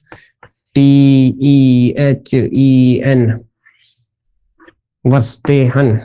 तो सोशियोलॉजी वालों को तो ये रट गया होगा, बाकी लोगों के लिए बता देता हूं कि मैक्स वेबर जो भाई साहब है ना, इन्होंने ये टर्म दी थी। ये बहुत बड़े सोशियोलॉजिस्ट हुए हैं, Karl Marx, Max Weber, Karl Jung, ठीक है, ऐसे लोग बतेरे हुए। तो इन्होंने ये टर्म दिया वर्स्तेहन। अब वर्स्तेहन का मतलब क्या होता है? देखो, सोशल साइंसेज में जब हम रिसर्च करते हैं तो हमें बहुत सारी सिचुएशंस में ऐसा करना पड़ता है कि आपको नॉन पार्टिसिपेंट ऑब्जर्वेशन करना पड़ता है। फॉर एग्जाम्पल, आप किसी ट्राइबल ग्रुप में उनके लाइफस्टाइल को, उनकी कल्चर को, उनके जो फोक कल्चर है या म्यूजिक है, डांस है, आर्ट है, herbal medicine, ethno medical knowledge है, इन सारी चीजों को जानना चाहते हैं तो आपको क्या करना पड़ेगा? आपको उनके बीच में जाना पड़ेगा, उनके बीच में जा करके उनकी बातों को कीनली ऑब्जर्व करना पड़ेगा, उनके बीच में घुलना मिलना पड़ेगा, ठीक है। उनके बीच में घुलना मिलना पड़ेगा। अगर आप घुल मिल जाते हो पूरा पूरा तो आप बन जाते हैं पार्टिसिपेंट ऑब्जर्वर, यानी कि आपको उस बिल्कुल उस ग्रुप में जाकर के मिल गए। जैसे मान लो आपने कबीलों के पास जाना तो कबीले बन के गए, उनको पता नहीं चला कि ये कबीला है कि नहीं है, ठीक है। आप ऐसे बन करके उनके बीच में रहे। तो ऐसे ही जैसे आप अजीत डोभाल जी हैं, पाकिस्तान में गए तो पाकिस्तान की वेशभूषा वहां मुस्लिम के रूप में बन करके रहे, है ना, जो अपने सिक्योरिटी वो है, हेड है इंडिया में। तो वो विदेश में गए और पाकिस्तान में भाई जो मुस्लिम है तो मुस्लिम्स के बीच में मुस्लिम बन के रहे, और बिल्कुल ऐसे ही रहे जैसे उनको पता ही ना चले कि ये कोई बाहर का व्यक्ति है कि कैसा है ना। उनके बीच में वैसा ही बन करके ऑब्जर्व किया उन्होंने, और क्या किया, रिसर्च ही तो करी, उनका सारी चीजें चेक करी। वो अपने ऑब्जेक्टिव लेके गए थे कि मेरे को ये चीजें जाननी है, वो चीजें वो जानते रहे, ठीक है। तो ये ऐसी ही बात वस्तेहन का मतलब होता है कि आप जिस ग्रुप के बारे में रिसर्च करना चाहते हैं, जिसके बारे में जानना चाहते हैं, उसमें चले जाओ, उनके भीतर ढल जाओ, वैसे ही बन जाओ। तो आपको उनके बारे में एग्जैक्ट जानकारी, जो बाहर के लोग सोचते हैं वो अलग, लेकिन वो खुद क्या सोचते हैं वो आप जान सकते हैं। जैसे मैं साउथ इंडियन मूवी बहुत देखता हूँ, तो एक साउथ इंडियन मूवी देखी थी, उसमें भाई वो एक आदमी था, वो जंगल में रहता था। तो जंगल में रहने वाले लोग तो जंगली ही होते ना, तो वो आदिवासी, और वो अपने कैसी सोच रखते हैं, उनको बाहर वालों से क्या डर है। उनको लगता है कि ये हमारी जमीन पे कब्जा कर लेंगे, ये लाइट ले आएंगे, ये डेवलपमेंट कर देंगे, ये मकान बना देंगे, ये हमारे घरों को तोड़ देंगे, ये हमारे इंटरनल रिलेशंस को तोड़ देंगे, है ना। वो ऐसा सोचते हैं। लेकिन बाहर का आदमी क्या सोचता है? बाहर का आदमी सोचता है, अरे क्या है, इन्होंने तो इतना सारा खनिज और मतलब जंगल के रिसोर्सेज लेकर के बैठे हैं, ये हमको कंस्ट्रक्शन नहीं करने दे रहे, हमको वहां पैसा है, वहां पर खदानें हैं, बहुत सारी जरूरत है, तो हमारी जरूरतें वहां से पूरी हो जाती, इनको हटाओ, और इनको हम अच्छी सुविधाएं दे रहे हैं, इनको हम अलग से एक मकान बिल्डिंग बना करके दे रहे हैं, एसी लगा करके दे रहे हैं। ये लोग पागल हैं जो वहां आने को तैयार नहीं है। इनको शहर में इतना बढ़िया घर दे रहे हैं हम, मुफ्त फ्री में मकान दे रहे हैं इनको बना के, वहां झोपड़ी में रहने को तैयार है, लेकिन यहाँ ऐशो आराम की जिंदगी में आने के लिए तैयार नहीं है। बाहर का लोग ऐसे सोचता है, ठीक, लेकिन अंदर का लोग कैसे सोचता है कि यार हमारा परिवार टूट जाएगा, हमारी जो परंपरा चली आ रही है वो खत्म हो जाएगी, हमारा जो डांस है, जो म्यूजिक है, फेस्टिवल्स है, वो सब समाप्त हो जाएंगे। और ऐसा होता भी है, हो ही जाता है, ठीक है। तो यदि आपने उनकी मेंटालिटी को जानना है तो क्या करना पड़ेगा, उनके बीच जाके रहना पड़ेगा। इसी प्रोसेस को क्या कहते हैं, वर्स्तेहन कहते हैं। बात समझ में आई। और इसी से रिलेटेड, हाँ, कंटारा, कंटारा मूवी, हाँ सेम भाई, कंटारा मूवी भी जो है ना वो इसी से ही रिलेटेड थी, कुछ कुछ कुछ कुछ, है ना। तो चलिए, एंथ्रोपोलॉजी और सोशल साइंस में इसका बहुत यूज होता है, सोशियोलॉजी में यूज होता है। Meaning systematic interpretive process in which an outsider observer of a culture attempts to understand their culture. ठीक है भाई, कितना भी घुमा लो, बात तो वही है। Putting yourself in the shoes of others, हाँ ये बात इसको कह देते हैं, इसको क्या भी बोलते हैं, putting yourself into shoes of others, putting yourself into shoes of others. तो ये बात आप लिख सकते हैं, इनटू शूज ऑफ अदर्स, यानी कि दूसरे के जूते में अपना पैर फंसा के देखना। बात समझ आ गई, यही तो होता है। आप दूसरे के उस उनकी जगह पर रह करके देखते हो कि भैया कैसा लगता है, ठीक है। तो दूसरे के जूते में पैर फंसाने का मतलब यही है। आपको लगता हो दूसरे को बड़ा, जैसे फॉर एग्जांपल हील्स, इसका सीधा सीधा एग्जांपल देता हूँ, छोरियां खातर हील्स। आपको ये मॉडल्स को देख करके लगता होगा कि यार ये तो हील्स में बड़ी फर्स्ट क्लास चल रही है, बड़ा आसान है हील्स पहनना, कौन सी बड़ी बात है ना। तो पहन के देखो तो पता चले, चल नहीं पाओगे, लड़खड़ा जाओगे, गिर जाओगे, ठीक है। लड़कों के लिए ऐसे ही, कुछ लड़के सोचते हैं कि खड़ाऊ पहनना कौन सी बड़ी बात है, ये स्वामी लोग खड़ाऊ पहन के घूमते हैं, तो ये कौन सा बड़ा, इसमें कौन सा साइंस है, पैर में पहनो भाग लो, है खड़ाऊ में वो भाग लेते हैं, हम भी भाग लेंगे। खड़ाऊ पहनो और भाग के देखो तो पता चलेगा कि खड़ाऊ पहनी कैसे जाती है, ठीक है। छाले पड़ जाएंगे एक ही दिन में, गारंटी दे रहे हैं। चलिए, तो ये बात समझ में आ गई, हाँ। तो वर्स्तेहन का कंसेप्ट समझ में आ गया है। चलिए अगली बात पे बढ़ते हैं, थियरी। अगली चीज है भाई थियरी, चलो मैं यहीं पे लिख देता हूँ, है ना। थियरी, कल भी हमने आपको बताया था थ्योरेटिकल रिसर्च, ये वो सारी चीजें। तो थ्योरी क्या होती है, थ्योरी क्या होती है, जैसे बिग बैंग थ्योरी, जैसे वो ब्लैक होल थ्योरी, जैसे ग्रेविटेशन थ्योरी, जैसे बतेरी थ्योरी, है ना। इतनी सारी थ्योरी पढ़ी है, तो एक्चुअल में थ्योरी होता क्या है, ठीक। तो ये हम जानने का प्रयास करेंगे। थ्योरी में क्या होता है भैया, कुछ स्टेटमेंट्स होती हैं। क्या होती है, कुछ स्टेटमेंट्स होती हैं। तो स्टेटमेंट होती है कि नहीं, वो थ्योरी कुछ ना कुछ तो कहती है कि ऐसा है वैसा है ना। तो वो क्या होती है, कुछ थ्योरी होती है, a set of systematically related statements. तो ये जो स्टेटमेंट्स हैं, ये कैसी स्टेटमेंट होती है भाई, सिस्टेमेटिकली रिलेटेड, सिस्टेमेटिकली रिलेटेड। तो सिस्टेमेटिकली रिलेटेड होने का मतलब पता क्या होता है, कि एक दूसरे से जुड़ी हुई है और सिस्टम से जुड़ी हुई है, माने एक के बाद दूसरा, दूसरे के बाद तीसरा, तीसरे के बाद चौथा, है ना। वो जो भी थ्योरी देता है वो एक स्टेप में देता है ना, कुछ स्टेटमेंट बोलता है और वो स्टेटमेंट उसी ऑर्डर में फॉलो करती है, ठीक है।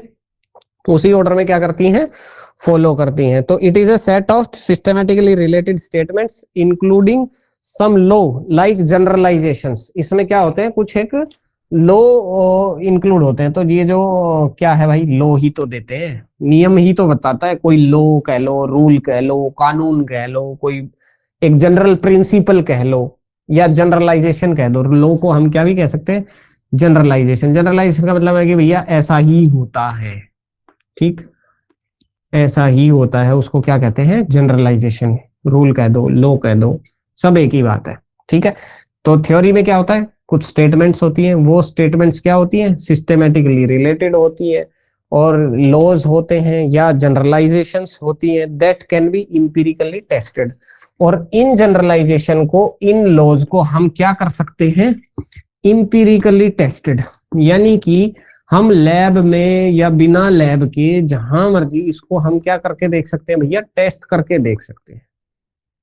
ठीक, जैसे हमने कल भी कितनी बार सारी चीजें गिराई थी, आज फिर गिरा देते हैं। ये चौक नीचे गिरेगा, टेस्ट करके देख लिया, टेस्ट हो गया, अच्छी बात है, टूटा नहीं। ठीक, तो सिस्टमेटिकली रिलेटेड है और इंपिरिकली टेस्टेड, माने हमने ग्रेविटेशन को अभी अभी टेस्ट करके देखा कि ग्रेविटेशन के कारण चीजें नीचे गिरती हैं, पृथ्वी चीजों को अपनी ओर आकर्षित करती है, खींचती है। तो ये हमने अभी अभी टेस्ट करके देख लिया। तो ये क्या हो गया, ये एक थ्योरी है। थ्योरी पे बेस्ड जो भी स्टेटमेंट होती है उनको हम इंपिरिकली टेस्ट करके देख सकते हैं, माने रिसर्च एक्सपेरिमेंट करके देख सकते हैं, भाई वो प्रूव है, वो बिल्कुल सत्य है। ठीक, तो ऐसी बातों को क्या कहते हैं, थ्योरी। अच्छा, कोई थ्योरी एप्लीकेबल ना हो, इंपिरिकली हम टेस्ट करके देखें और वो फॉलो ही ना करे, तो वो थ्योरी हुई नहीं हुई, वो थ्योरी हो जाएगी कैंसिल। ठीक, तो ऐसे बतेरे लोग हैं जो थ्योरी देने का प्रयास करते हैं, रिसर्च करते हैं, योग में भी रिसर्च करते हैं, कुछ जनरल प्रिंसिपल लेकर के चलते हैं, हाइपोथेसिस लेकर के चलते हैं, लेकिन लास्ट में वो थ्योरी नहीं दे पाते, फेल हो जाती है थ्योरी। ठीक है, या पहले कोई थ्योरी दे देता, बाद में कुछ उसमें नई चीज आ जाती है तो वो पुरानी थ्योरी फेल हो जाती है, नई चीज, नई थ्योरी को मान लिया जाता है। ठीक है, तो जितना हमारा ज्ञान उतना हमारा सामर्थ्य है और उतना ही रेलेवेंट और उतना ही वैलिड हमारी रिसर्च। ठीक, तो बात समझ में आई, थ्योरी क्या होती है। तो थ्योरी के बारे में बस ये तीन चीजें याद रखना कि ये स्टेटमेंट्स होती हैं, कैसी होती हैं, सिस्टमेटिकली रिलेटेड होती हैं या लो होते हैं, और इंपिरिकली इनको टेस्ट किया जा सकता है। फोटो खींच लो भाई, ठीक है। हाँ, दूसरे के नजरिए को समझना, उसकी प्लेस में खुद को रखना, ये बात है। हाँ, ठीक कह रहे हैं आप। तो ये बात सबको समझ में आई भाई, थ्योरी वाली बात सबको समझ में आई? जल्दी से बता दो कमेंट सेक्शन में, फिर आगे बढ़ते हैं,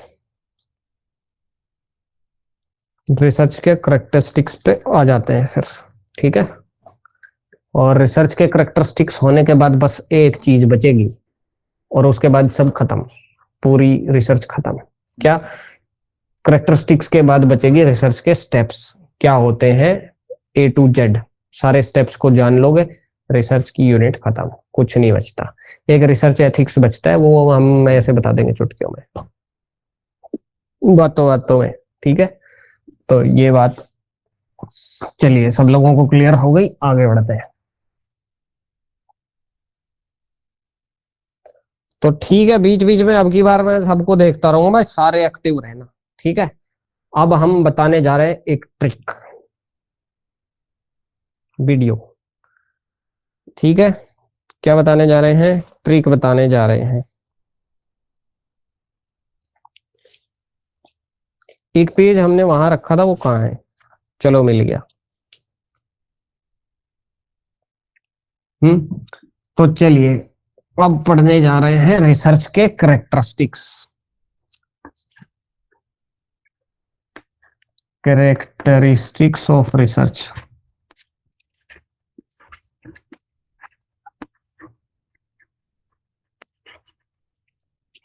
तो रिसर्च के करेक्टरिस्टिक्स को याद रखने के लिए हमारे पास एक फार्मूला है। ठीक, वो फार्मूला हमने आपको लिख करके भी दे दिया है, क्या है, R CCC। मान लो एक आदमी है जिसका नाम है R CCC। ठीक है, और भाई साहब उसके घर में गैस हो गई खत्म। क्या खत्म हो गई? गैस खत्म हो गई। तो R CCC और गैस लेगा, और गैस लेवा। तो हरियाणा में ऐसे ही बोलते हैं कि भाई क्या करने जा रहा है, बोला और गैस लेने जाऊं, गैस खत्म होगी और गैस लेने जाऊं। ठीक है, तो R CCC और गैस लेवा है। ठीक है, बात समझ में आई? हाँ, इसके R CCC के घर में गैस हो गई है खत्म, तो यो और गैस लेवा है, तो इसको और को लिख देते हैं OR। ठीक है, गैस को लिख देते हैं भाई GAS, गैस, और लेवा हो गया LEV। R CCC और गैस लेवा है। ठीक है, हवा भी ले लेते हैं ना कुछ लोग, तो वो भी कह सकते हो कि और गैस लेवा है। तो चलिए अब देखते हैं कि रिसर्च के कैरेक्टरिस्टिक्स क्या क्या हैं, यहां से क्या क्या निकल करके आते हैं। तो चलिए शुरुआत करते हैं। सबसे पहली कैरेक्टरिस्टिक्स है, ये हालांकि ऑर्डर में नहीं है बट ठीक है आपके समझने के लिए, अब कैरेक्टरिस्टिक्स ही तो है, कुछ आगे पढ़ ली कुछ बाद में पढ़ ली कोई फर्क नहीं पड़ता, ठीक है। तो सबसे पहली जो कैरेक्टरिस्टिक्स है वो है रिलायबिलिटी। क्या है रिलायबिलिटी? मैं वन बाय वन आपको सारी चीजें समझाते जाऊंगा कि रिलायबिलिटी क्या होती है, ये क्या होती है। उसके बाद चलिए C for credibility. C for credibility. अगला अगला सी फॉर, इसको बोल देंगे साइक्लिकल, या क्रेडिबिलिटी के अलावा एक और होता है कंट्रोल्ड। क्या होता है भाई? Controlled. One one by one हम आपको सारा समझाएंगे। कंट्रोल्ड के बाद ये हो गया साइक्लिकल, ठीक है, साइक्लिकल। और आपको याद रहेगा, एक बार मैं एक्सप्लेन कर दूंगा तो सारी चीजें याद रहेंगी, ठीक है। ओ, ओ फॉर होता है ऑब्जेक्टिविटी। ऑब्जेक्टिविटी। उसके बाद आ गया आर। आर फोर होता है रेप्लिकेबिलिटी, या इसको एक और वर्ड भी हम दे सकते हैं। रिलायबिलिटी हो गया, रेप्लिकेबिलिटी कह सकते हैं, ठीक है, रेप्लिकेबिलिटी। और चलिए उसके बाद गैस लेवल के बाद में बात करेंगे, पहले इतना लिख दिया है, यहाँ पे इतना ही आ रहा है, उधर लिखूंगा तो दिखाई नहीं देगा, तो पहले इसी को डिस्कस कर लेते हैं, ठीक है। सबसे पहली चीज है भाई रिलायबिलिटी। कोई भी चीज रिलायबल कब होती है? रिलायबल का मतलब होता है ट्रस्टवर्दी, आप उस पर विश्वास कर सकते हैं। कब विश्वास करेंगे किसी चीज पर? जब भाई उसमें जो सामग्री यूज हुई है, जैसे आप किसी ब्रांड को विश्वास करते हैं, ठीक है, जैसे आप पतंजलि को रिलायबल समझते हैं। तो रिलायबल क्यों समझते हैं? क्योंकि आपको पता है कि पतंजलि इस चीज में कोई मिलावट नहीं करता, ये शुद्ध देता है, ठीक है। तो इसलिए हमारे लिए वो क्या हो गया? रिलायबल हो गया, हम इस पर रिलाय कर सकते हैं, विश्वास कर सकते हैं, भरोसा कर सकते हैं। तो ऐसे ही रिसर्च में रिलायबिलिटी क्या होती है? जब आप पैरामीटर्स जो भी यूज कर रहे हैं वो क्या है? अच्छे पैरामीटर्स हैं, सही पैरामीटर्स हैं, ठीक मेथोडोलॉजी का प्रयोग किया गया है, ठीक स्टेप्स को फॉलो किया गया है, तो आपकी रिसर्च क्या हो जाएगी? रिलायबल हो जाएगी, भरोसे लायक हो जाएगी। ये बात समझ में आई कि नहीं आई सबको? ठीक है, तो रिलायबिलिटी का मतलब समझ में आया। हाँ, और रिलायबिलिटी क्या होती है कि जो आपने एक बार लेकर के देखा तो चाहे 10 बार लेके देख लो, जैसे आपने कहा कि भाई ये रिलायबल है, ठीक है, कोई भी प्रोडक्ट जो है वो रिलायबल है। कब रिलायबल है? जब बार बार उसको यूज करके देखेंगे और बार बार उसका सेम रिजल्ट आएगा, ठीक है। तो ऐसे ही रिसर्च में रिलायबिलिटी क्या होती है कि आपने कोई चीज, जो रिसर्च का जो रिजल्ट आपका आया उसको आपने बार बार अप्लाई करके देखा और हर बार आपका सिमिलर रिजल्ट आ रहा है, सिमिलर कंडीशंस लगाई, सिमिलर मेथोडोलॉजी का प्रयोग किया, सिमिलर रॉ मटेरियल लिया, और आपका रिजल्ट भी हर बार क्या आ रहा है? सिमिलर आ रहा है। हो सकता है थोड़ा बहुत वेरी कर जाए, लेकिन हल्का फुल्का ही वेरी करेगा, बहुत ज्यादा वेरी नहीं करेगा। तो इसका मतलब आपकी रिसर्च क्या है? रिलायबल हो गई है, ठीक है। तो रिलायबिलिटी क्लियर हुआ सबको? चलिए बताइए, रिलायबिलिटी क्लियर हुआ? भैया की राइटिंग ठीक ना है के?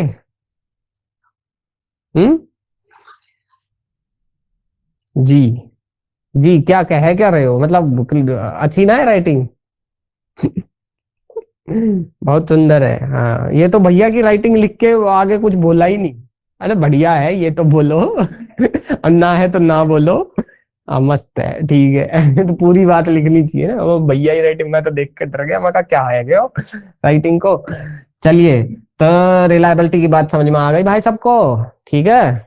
हाँ, अब अगली चीज पे बढ़ते हैं भैया, क्रेडिबिलिटी। क्रेडिबिलिटी क्या होती है? किसी चीज को हम क्रेडिबल कब कहते हैं? जब आपने क्रेडिबल काम किया हो, जैसे हम कहते हैं इनक्रेडिबल। इनक्रेडिबल मतलब ये काम अद्वितीय है और कोई कर नहीं सकता, ठीक। अब क्रेडिबिलिटी क्या होती है? किसी विश्वसनीयता, इसको कह सकते हैं हम क्रेडिबिलिटी को। तो जब हमने बेस्ट सोर्सेज ऑफ इंफॉर्मेशन का यूज किया हो, क्या? Best sources of information, best sources of information माने आप ऑथेंटिक सोर्सेज को ही यूज कर रहे हैं, ऑथेंटिक डेटा ही आप ले रहे हैं। कोई झूठ वाला कार्य नहीं कर रहे। कुछ लोग क्या है कि भाई घर पे ही डाटा बनाने लग जाते हैं, बोला 50 लोगों का डाटा मैं बना देता हूँ, वहां बैठ के एक जैसे स्केल था उसमें 1 से 5 तक भरना था, किसी का 4 भर दिया, 5 भर दिया, 4 भर दिया, 5 भर दिया, 3 भर दिया, और लास्ट में अपने आप रिजल्ट कंक्लूजन निकाल दिए। तो बताओ वो क्रेडिबिलिटी है? वो क्रेडिबल है वो आपकी रिसर्च? नहीं है ना, है ना। तो रिसर्च की क्रेडिबिलिटी क्या होती है कि आपने जो भी सोर्सेज ऑफ इंफॉर्मेशन लिए वो क्या थे, सच्चे थे, एक्यूरेट थे, बढ़िया थे। जैसे आप कोई डेटा लेना चाहते हैं तो कहाँ से लेना पसंद करेंगे? गवर्नमेंट की वेबसाइट से या किसी प्राइवेट गूगल बाबा पे लिखी हुई बात से? है, बताओ भाई। हाँ, गवर्नमेंट। ठीक है, तो अनंता जी आप रिप्लाई कर रहे हैं, बाकी लोग भी साथ साथ रिप्लाई कर दिया। और भाई हैं जैसे जो जो बातें पूछूं मैं तुरंत तुरंत बता दिया करो, ठीक हो? हाँ, तो चलिए आगे बढ़ते हैं। तो भैया ऑथेंटिक सोर्सेज से हम लेंगे इंफॉर्मेशन। तो ऐसे ही एनटीए भी, जब आप चैलेंज करते हैं ना आंसर की, कई बार गलत आंसर की आ जाती है, उसको आप चैलेंज करते हो, तो आप जब उनको प्रूफ दोगे तो कैसा प्रूफ दोगे? ऑथेंटिक। कहोगे कि भैया देखो गवर्नमेंट की रिजल्ट है ये, गवर्नमेंट की वेबसाइट पे उठा के दे रहा हूँ, ऐसे नहीं दे रहा मैं, गूगल बाबा वाली चीजें मानता भी नहीं है एनटीए, सच बता रहा हूँ। गूगल पे तो बतेरे आंसर हैं, आप ही कहीं ब्लॉग पोस्ट पे डाल दोगे आंसर और बाद में कहोगे कि देखो किसी ने ऐसा ऐसा लिखा हुआ है, देख लो कोरा पे था ये। तो कोरा को नहीं मानता वो, ऑथेंटिक सोर्सेज को मानता है, ऑथेंटिक टेक्स्ट को ही मानेगा। ठीक, तो घेरंड संहिता में लिखा है उसी को ही वो घेरंड संहिता के उत्तर में मानेगा। ठीक है, कोई और किसी और ने टीकाकरण कर दिया हो उसको नहीं मानेगा। ठीक है, बात समझ में आई? तो ये है क्रेडिबिलिटी का मतलब। अगली बात है भैया कंट्रोल्ड। कंट्रोल्ड हमने आपको अभी तो बताया, जो भी रिसर्च हम करते हैं वो क्या करते हैं, कंट्रोल्ड वे में करते हैं। हम भैया एक्सटर्नल इन्फ्लुएंस को उसमें आने की अनुमति जो है बिल्कुल नहीं देते। ठीक है, तभी तो सही रिजल्ट आएगा। आप कंट्रोल ही नहीं कर पा रहे हो। जैसे साइंस के बतेरे केमिस्ट्री के ऐसे एक्सपेरिमेंट होते हैं जिनमें ऑक्सीजन के साथ में यदि आपका वो जो मेटल है वो चला गया तो वो रिएक्ट कर जाएगा। रिएक्ट करने से उसका कुछ कोई चीज सब्लिमेशन हो जाती है, मान लो सॉलिड से वो वेपर बन जाता है सीधा।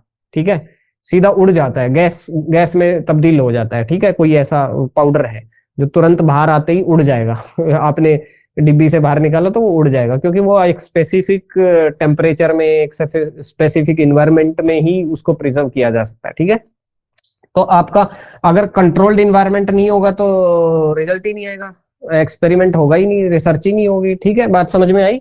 तो ऐसे क्या होना चाहिए, कंट्रोल्ड होना चाहिए। सोशल साइंसेज में भी कंट्रोल होता है, बहुत ज्यादा कंट्रोल तो नहीं कर पाते लेकिन कंट्रोल होता है। यहाँ पर भी जैसे फॉर एग्जांपल आप किसी से इंटरव्यू ले रहे हो, है ना, आप किसी का इंटरव्यू ले रहे हो, किसी से कोई सीक्रेट बात जान रहे हो, आप रिसर्च कर रहे हैं, आपका टॉपिक ऐसा है कि आदमी जल्दी से शेयर नहीं करना चाहता, तो फिर आप उससे कर रहे हो तो सीक्रेटली कर रहे हो।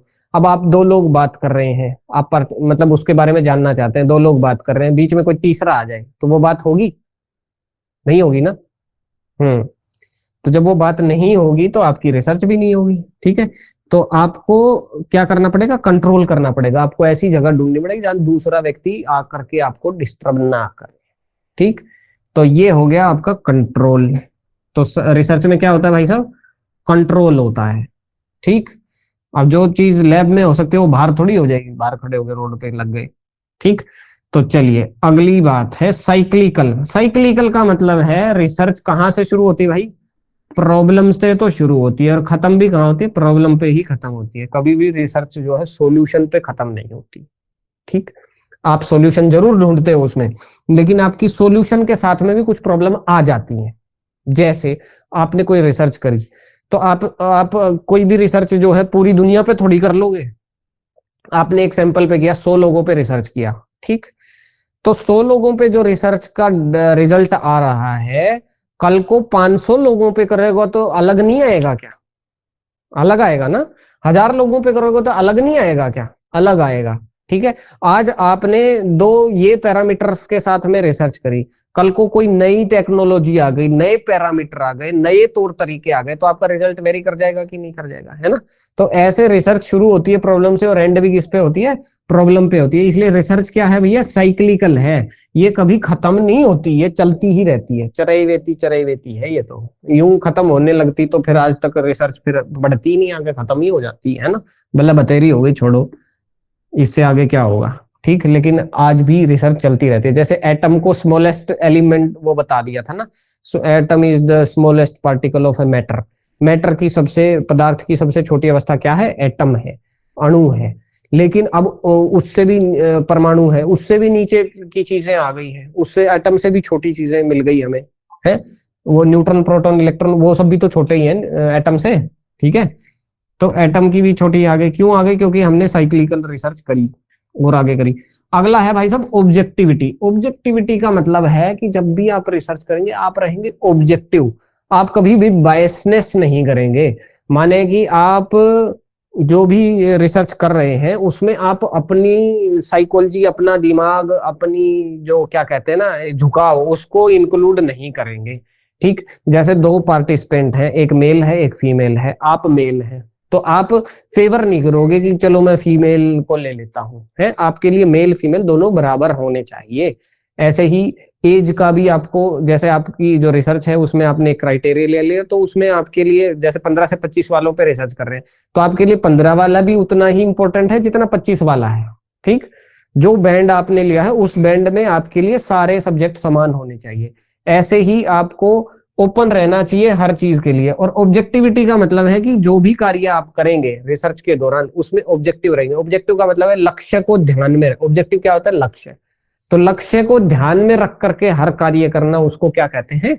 ऑब्जेक्टिविटी। जैसे अभी आपका नेट का एग्जाम आने वाला है तो आप बुक पढ़ रहे हैं, तो बुक किस लिहाज से पढ़ेंगे? ज्ञान लेने के लिहाज से नहीं, अपने आप को विद्वान बनाने के लिहाज से नहीं, बल्कि एग्जाम को क्वालिफाई करने के लिहाज से पढ़ेंगे। अब की बार आपका दिमाग क्वेश्चंस को ढूंढता रहेगा बीच बीच में कि हाँ यहां से एक क्वेश्चन बन रहा है, स्टेटमेंट पढ़ते पढ़ते क्वेश्चन बन रहा है, तो आपका दिमाग उस दिशा में चलेगा, तो वो चलना जरूरी है, उसी को क्या कहते हैं? ऑब्जेक्टिविटी। अगला है रेप्लिकेबिलिटी। रेप्लिकेबिलिटी का मतलब है रेप्लिका बनाया जा सकता है। जैसी आपने रिसर्च यहां करी ऐसी की ऐसी सेम टू सेम वो रिसर्च दूसरी सेटिंग में भी, दूसरे सेटअप में भी करी जा सके, उसको क्या कहते हैं? रेप्लिकेबिलिटी। रेप्लिका मतलब समझ गए ना, कॉपी बनाना यार, कार्बन कॉपी, ठीक है। तो ये हो गया रेप्लिकेबिलिटी। चलिए अब आगे आते हैं, तो कहां तक हो गया? और तक हो गया। अब गैस लेवे। जी से जनरलाइजेबिलिटी हो गया, ए से एक्यूरेसी हो गया, और एस से भाई सिस्टमेटिक हो गया। चलिए यहीं पे थोड़ा सा लिख देते हैं। जी से हो गया जनरलाइजेबिलिटी। जनरलाइजेबिलिटी, तो जनरलाइजेबिलिटी तो हमने आपको कई बार समझा ही दिया है। जनरलाइजेबिलिटी का मतलब है कि ये जो आपकी रिसर्च है ये ऐसी नहीं होनी चाहिए कि दो आदमियों पे रिसर्च करी तो वो दो पे ही अप्लाई हो, फिर क्या रिसर्च हुई है? दो पे रिसर्च करो 200 पे अप्लाई हो जाए, ऐसी रिसर्च करनी चाहिए। 200 पे रिसर्च करी तो 2000 पे, 2 लाख पे, 2 करोड़ पे अप्लाई हो जाए, ऐसी रिसर्च होनी चाहिए। तो आपकी रिसर्च कैसी होनी चाहिए?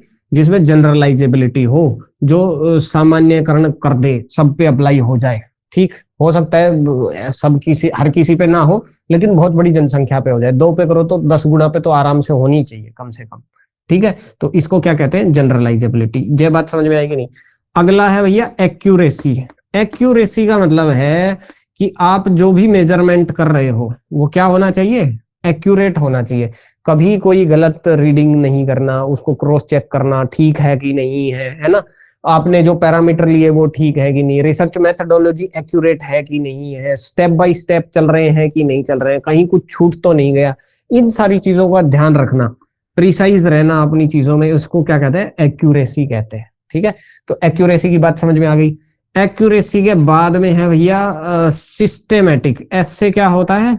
सिस्टेमेटिक। तो ये बात तो हम रिसर्च के शुरू में ही पढ़ चुके हैं कि रिसर्च हमारी क्या होती है? सिस्टेमेटिक होती है, स्टेप बाय स्टेप चलती है, 1 बाय 1 एक एक स्टेप आता है। अब हम बात करते हैं LEV, लेवे की, ठीक है। यहां तक तो आपको समझ में आ ही चुका है, ठीक है। तो ये हो गया भाई साहब, L से हो गया लॉजिकल। तो कल ये भी बात हमने करी थी कि कोई भी कार्य रिसर्च में इलॉजिकल नहीं होता, रैशनल होता है, और उसी रैशनल को ही लॉजिकल कहते हैं, ठीक है। चलिए अगला ई। ई है कि इंपीरिकल कह लो। इंपीरिकल का मतलब है कि आप जो भी रिसर्च कर रहे हैं वो आप एक कंट्रोल्ड सेटअप में करेंगे, लैब में करेंगे, चाहे हो सकता है लैब के बाहर भी कर लें, लेकिन वो क्या होनी चाहिए, इंपिरिकल का मतलब यहाँ पर ऐसा है, देखो दो टाइप की रिसर्च बताई थी, इंपिरिकल होती है, कंसेप्चुअल होती है।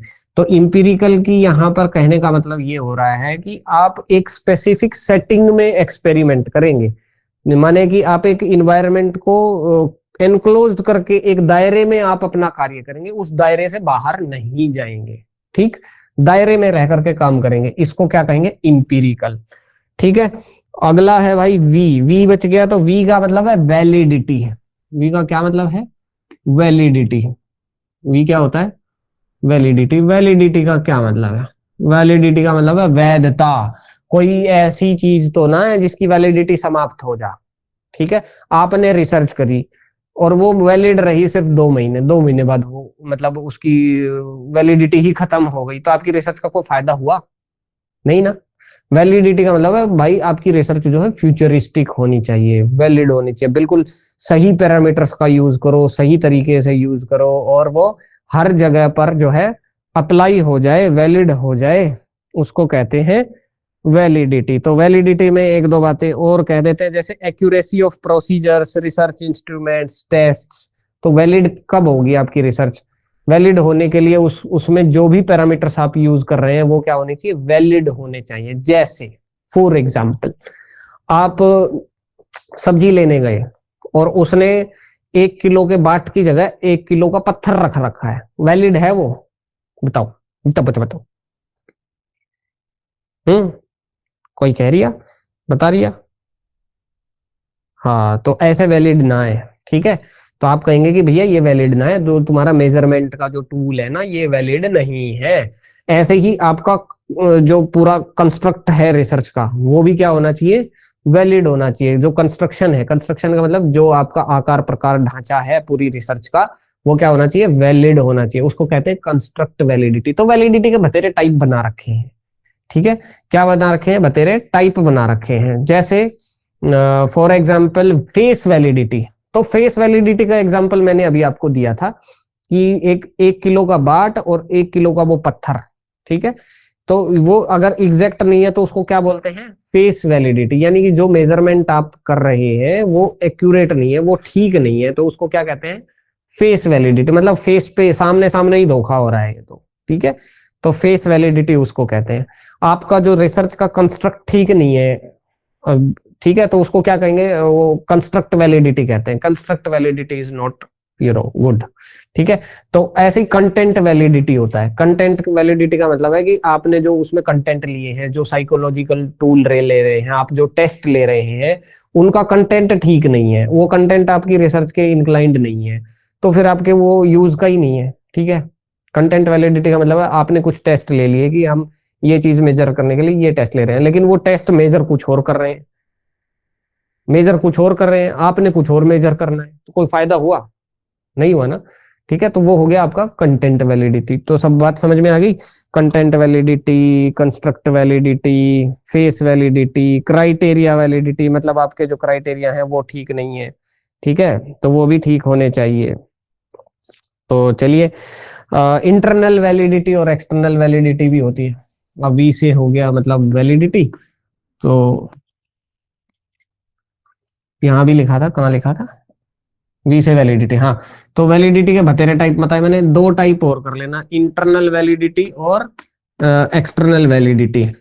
ठीक, तो इंटरनल वैलिडिटी एक्सटर्नल वैलिडिटी क्या होता है कि इंटरनल वैलिडिटी का एक एग्जांपल देता हूं कि जैसे आप लैब में एक्सपेरिमेंट कर रहे हो तो सारी चीजें आपके सामने हैं, आप उनको कंट्रोल कर सकते हो। ठीक है, वो क्या हो गया, इंटरनल वैलिडिटी। ठीक, वहां पे आप बाकी जो चीजें व्यवधान डाल रही है, जैसे मैंने बताया था एग्जांपल कि एयर के संपर्क में वो नहीं आना चाहिए, वैक्यूम में कोई काम आप कर रहे हैं तो वैक्यूम में एयर नहीं जानी चाहिए बिल्कुल भी, थोड़ी सी भी। ठीक है, तो उसको कंट्रोल करना वो क्या हो गया, इंटरनल वैलिडिटी। ठीक, तो इंटरनल वैलिडिटी ठीक है नहीं है वो बाद की बात है, लेकिन इसको चेक करना, इसको देखना, इसको क्या कहते हैं, इंटरनल वैलिडिटी। ऐसे ही एक एक्सटर्नल वैलिडिटी भी होती है। जैसे मैंने आपको एग्जांपल दिया था, दो आदमी मतलब आप बात कर रहे हैं अपने क्लाइंट से, या आप बात कर रहे हैं अपने जिस पर आप रिसर्च कर रहे हैं अपने सब्जेक्ट से, subject is the right word. तो आप अपने सब्जेक्ट से बात कर रहे हैं, उसका इंटरव्यू ले रहे हैं, बीच में कोई दूसरा आदमी आ गया, ठीक, तो वो एक्सटर्नल फैक्टर हो गया, है ना, उसकी वजह से हमारी रिसर्च जो है गड़बड़ा रही है, तो इसको कहते हैं एक्सटर्नल वैलिडिटी, ठीक है। यानी कि बाहर का कोई एलिमेंट हम कंट्रोल करके रखें वो एक्सटर्नल वैलिडिटी, अंदर के जो भी पैरामीटर्स हैं उनको हम ठीक रखें उसको कहते हैं इंटरनल वैलिडिटी। तो बात समझ में आई? चलिए, तो ये थे रिसर्च के सारे कैरेक्टरिस्टिक्स, समझ में आई कि नहीं आई? ठीक है, R CCC और गैस लेवा है, ठीक है, हवा लेवा है। तो जा बात समझ में आ गई सबको? रिसर्च के कैरेक्टरिस्टिक्स पता चल गए, रिसर्च पता चल गई, और रिसर्च से रिलेटेड बतेरे कॉम्प्लेक्स जो टर्म्स थे, epistemology, positivism, post positivism, interpretive approach, ठीक है, तो सारी अप्रोच पता चल गई है, सारे कैरेक्टर्स पता चल गए हैं, डेफिनेशन पता चल गई है, सारी बातें पता चल गई हैं। अब बस बचता है कि रिसर्च होती कैसे है, क्या है वो सिस्टम, क्या है वो स्टेप्स जिनमें रिसर्च की जाती है। तो ये बताएंगे हमारी दीदी जी, और तो दीदी जी को हम रिक्वेस्ट करेंगे कि वो आकर के हमारे बच्चों का थोड़ा मार्गदर्शन कर दें और थोड़ा बता दें कि भाई कैसे रिसर्च की जाती है ना, स्टेप बाय स्टेप। तो ये आप उनसे लर्न करेंगे, और बाकी हमने बता दिया। इसमें कोई डाउट है तो पहले बता दो, हम उसका पहले जवाब देंगे, उसके बाद में हम दीदी जी को बोलेंगे तुरंत। क्वेश्चन करा दें, है टाइम है रिया। तो एक काम करते हैं, मैं सोच रहा हूँ कि कल रिसर्च को खत्म कर दिया जाए। तो कल क्या करते हैं, डे टाइम में ना रिसर्च कर लें और रात को हम फिर कोई नया टॉपिक छेड़ लें, तो कैसा रहे? है, चलो मैं एक काम करूंगा, मैं एक शेड्यूल बनाता हूँ हमारी क्लासेस का, कि इस दिन ये क्लासेस होंगी, ये टॉपिक्स कवर होंगे, ठीक है। क्योंकि अब वो समय आ गया है जब हमें प्लानिंग से चलने की आवश्यकता है और घोर प्लानिंग करने की आवश्यकता है। तो ठीक है, तो आज मैं दिमाग लगाता हूँ, सोचता हूँ, प्लानिंग बनाता हूँ कि किस दिन हम कौन सी यूनिट करेंगे और कैसे क्वेश्चंस को करेंगे। तो ठीक है, तो घबराने की कोई दिक्कत नहीं। फर्स्ट पेपर हमारी जिम्मेदारी है, सेकंड पेपर अपना खुद, सवारी अपने सामान की खुद जिम्मेदार है, ठीक है। हाँ, तो चलिए, दीदी जी कह रही है कि कछु क्वेश्चंस कर लीजिए, तो ठीक है, सही बात है भाई। अब हमने इतना पढ़ा है तो इससे भी तो बतेरे क्वेश्चन हो गए होंगे, तो चलिए क्वेश्चन कर लेते हैं, क्या दिक्कत है ना। अब कोई बात ना है, नहीं अब कछु ना है ना। चलिए भाई, क्वेश्चन आता है आपका बेसिक कॉन्सेप्ट्स का, रिसर्च का। पहला क्वेश्चन है, रिसर्च इज, रिसर्च होती है, क्या होती है? जी कुछ कहना चाह रही हैं? चलिए दीदी जी कुछ कहना चाह रही है, 1 मिनट के लिए सुन लीजिए, फिर हम क्वेश्चंस करते हैं, बताएं। प्रणाम सबको। Hello everyone. I am sure कि अब एकदम से अलर्टनेस आ गई होगी कि भाई एग्जाम सब शुरू होने वाले हैं, कुछ थोड़ा सा टाइम बचा है। सी, सूर्या सर ने अभी जो आज पढ़ाया है ना, वो that is like exclusively, I mean I don't know, so interesting and so good. I tell you, मैं सिर्फ इतना कहना चाह रही थी कि आज जो आपको रिकॉर्डिंग मिलेगी, please go through it again and again. Reason is, ये टॉपिक्स बहुत इंपॉर्टेंट है, बहुत सारे क्वेश्चंस आने वाले हैं, और अगेन सिर्फ पेपर 1 में ही नहीं, इस रिसर्च टॉपिक से रिलेटेड यही क्वेश्चंस पेपर 2 में भी आएंगे, सेम क्वेश्चंस। एंड इन्होंने इतना अच्छे से जो समझाया है, मैंने आज तक ऐसी रिसर्च कहीं नहीं पढ़ी थी। Trust me, I have gone through so many times about the aptitude, और क्लासेस में भी पढ़ा, कोर्स वर्क भी किया, सो मेनी थिंग्स, बट इतना कमाल तरीके से रिसर्च पढ़ाया। मुझे आज सारे टॉपिक्स अच्छे से क्लियर हो रहे, इवन मैं जो बताने वाली थी मुझे उसकी भी और अच्छी clarity I. So all the best to you guys, and yes, happy learning. चलिए, धन्यवाद दीदी जी, हमें स्वयं नहीं पता था कि हम इतना अच्छा बता गए। तो चलिए बालको, आप लोग बताएंगे तो मुझे ज्यादा रिलायबल लगेगा, है ना, रिलायबिलिटी बढ़ जाएगी कि आपको समझ में आया नहीं आया रिसर्च, ठीक है। तो वो आप कमेंट करके बता दीजिए जरा, ठीक है। और ये मैं ये दीदी जी बिल्कुल सही कह रही थी, ये फैक्ट बिल्कुल सही है कि भाई साहब रिसर्च से क्वेश्चन आपको अभी भी पूछे जाएंगे, पेपर में भी ढंग से पूछे जाएंगे। और जिन लोगों का पेपर 2 में, जैसे फॉर एग्जांपल सोशियोलॉजी है, सोशियोलॉजी में भयंकर रिसर्च पूछी जाती है। साइकोलॉजी है तो निकिता जी और बाकी दीपिका जी और राज भाई और बाकी लोग तो ध्यान दे लेना, वहां भी यही चीजें फिर से पूछी जाएंगी रिसर्च के बारे में, ठीक है। स्टैटिस्टिक्स भी आपके पास पूछा जाएगा, तो स्टैट्स के थ्रू भी आप ध्यान रखेंगे। रिसर्च के अलावा स्टैट्स पे भी फोकस करना है आपने पेपर 2 में, ठीक है। जितने भी साइकोलॉजी वाले हैं, सोशियोलॉजी वाले हैं और टूरिज्म वाले जो लोग हैं, हालांकि कोई है नहीं टूरिज्म का, लेकिन तो सबके लिए क्या जरूरी है, स्टैट्स भी जरूरी है रिसर्च के साथ साथ। और रिसर्च तो सेकंड पेपर में भी उनके आता ही है। योग वालों के पास रिसर्च में हालांकि बहुत कम क्वेश्चन पूछे जाते हैं सेकंड पेपर में, बट पेपर 1 में तो पूछेगा ही पूछेगा, ठीक है। और जो कॉन्सेप्ट मैंने आज करा दिए इनमें से ये तो बड़े भयंकर थे, मतलब ये तो पूछता ही है ना। तो चलिए फिर आगे बढ़ते हैं।